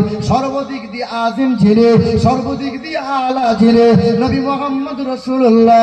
ওমা আরসালনাকা ইল্লা রাহমাতাল লিল আলামিন। শুধু হিন্দু নয়, শুধু খ্রিস্টান নয়, বৌদ্ধ জৈন নয়, শুধু মুসলমানদের জন্য নয়। কোরআন বলে ওয়াল্লাযী বাআসা বিল উম্মিয়িনা রাসূলাম মিনহুম ইয়াতলু আলাইহিম আয়াতিহি ওয়া ইউযাক্কিহিম ওয়া ইউআল্লিমুহুমুল কিতাবা ওয়াল হিকমা। পারা নম্বর সূরার নাম সূরা জুমআ, আয়াত নম্বর 2। আল্লাহ পাক জগতের মানুষকে জানিয়ে দিলেন, হে দুনিয়ার মানুষেরা, আমি আল্লাহ পাক আমার হাবিবকে পৃথিবীর জমিনে পাঠিয়েছে। যাহারাই যে দল, যে মত, আসমান বলো, জমিন বলো, চন্দ্র বলো, সূর্য বলো, সবার জন্য আমার নবী হলেন জগৎগুরু, বিশ্বের মহান নেতা। আমার নবী হলেন আকাশ পরিমাণ। হিন্দুরা যদি আকাশের দিকে তাকায় আকাশ দেখতে পাবে, খ্রিস্টানরা যদি আকাশের দিকে তাকায় আকাশ দেখতে পাবে, মুসলমানরা যদি আকাশের দিকে তাকায় আকাশ দেখতে পাবে, তৃণমূল যারা করে আকাশের দিকে তাকাইলে আকাশ দেখতে পাবে, শুধু বিজেপিরা তাকালে দেখতে পাবে? পাবে না, সবাই পাবে। ছোট যদি তাকায় ছোটরাও দেখতে পাবে, যুবকরা যদি দেখে যুবকরা দেখতে পাবে। আল্লাহর নবীর আদর্শ ছোট বড়, উঁচু নিচু, গরিব ধনী, হিন্দু মুসলমান, যাহারাই তার আদর্শের মালা গলায় ঝুলিয়ে নেবে এহকালে নাজাত পাবে, পরকালে হাসতে হাসতে জান্নাতি হবে। এ মুসলমান বাবাজিরা, ভাইরা আমার, আমার সোনার টুকরো বন্ধুরা, আমার সুধী মানুষেরা, পৃথিবীর জমিনে আজ আছি কাল কেউ থাকবো না। কিসের অহংকার, কিসের এত নিন্দা, কিসের এত মারামারি হানাহানি? বলো বলো। আরে তুমি মরে গেলে কমাস তোমার ছেলে হয়তো কাঁদবে, 2-4 দিন তোমার বিবি কাঁদবে, আবার তোমার ছেলে আবার অতিথিদের সামনে বলবে বাপের 40 করতে হবে, 4টে গরু করতে হবে, খাবারের ভোজ করতে হবে। তোমার বাপ, তোমার ছেলে, তোমার বাপের কবরও মনে রাখবে না। কিছু মানুষ তো ভেবে নিয়েছে আমরা মরবো না। চাচা দাড়ি রাখবেন না? বলে বাপ 80তে পা দিই তারপরে ভাববো। চাচা ৭০ বছর বয়সে এখনো মুখের ভাষা এইরকম। বলে বাবা বয়স হোক, মুখের ভাষা ঠিক করে লোগো। ৭০ বছরের মুরব্বী বলছে বয়স হোক। হ্যাঁ, ফেরাউন 400 বছর বেঁচে ছিল। ফেরাউন বলেছিল আমি মরবো না, আমি বড় খোদা। আল্লাহ বলেছিল তোকে চুবিয়ে চুবিয়ে মারবো, তোকে সহজে ছাড়বো না। নমরুদ 800 বছর বেঁচে ছিল। নমরুদ বলেছিল আল্লাহকে আমি মার্ডার করবো, সহজে আল্লাহকে ছাড়বো না। আল্লাহ বলেছিল মশা দিয়ে 400 বছর গজবে ফেলবো, তোকে সহজে বাঁচাবো না। সাদ্দাত বলেছিল খোদার জান্নাতে আমি যাব না, জান্নাত তৈরি করব। জান্নাতের দরজায় পা রেখেছিল, মালাকুল মাউত ফেরেশতা সামনে হাজির হয়েছিল। দাদা জান্নাত দেখবি, জান্নাত তোর তৈরি, জান্নাত তুই দেখতে পাবি না। করুণ অনেক সম্পত্তির মালিক ছিল। করুণ বলেছিল আমি কোনোদিন মরবো না। করুণ বেঁচে নাই, কোথায় গেল রাজা বাদশারা? মাইকেল জ্যাকসন বলেছিল 150 বছর বাঁচবো, 60 বছর পার হয় নাই। ইংল্যান্ডের রানী এলিজাবেথ বলেছিল যার মাথায় কোহিনূরের পাথর, যে পাথরের মূল্য ছিল 3,500 কোটি মার্কিন ডলার, এই কোহিনূর পাথরের মূল্য এত মূল্যের এত দামি রানী, ওই ইংল্যান্ডের রানী বলেছিল 100 বছর বাঁচবো তবে মরবো।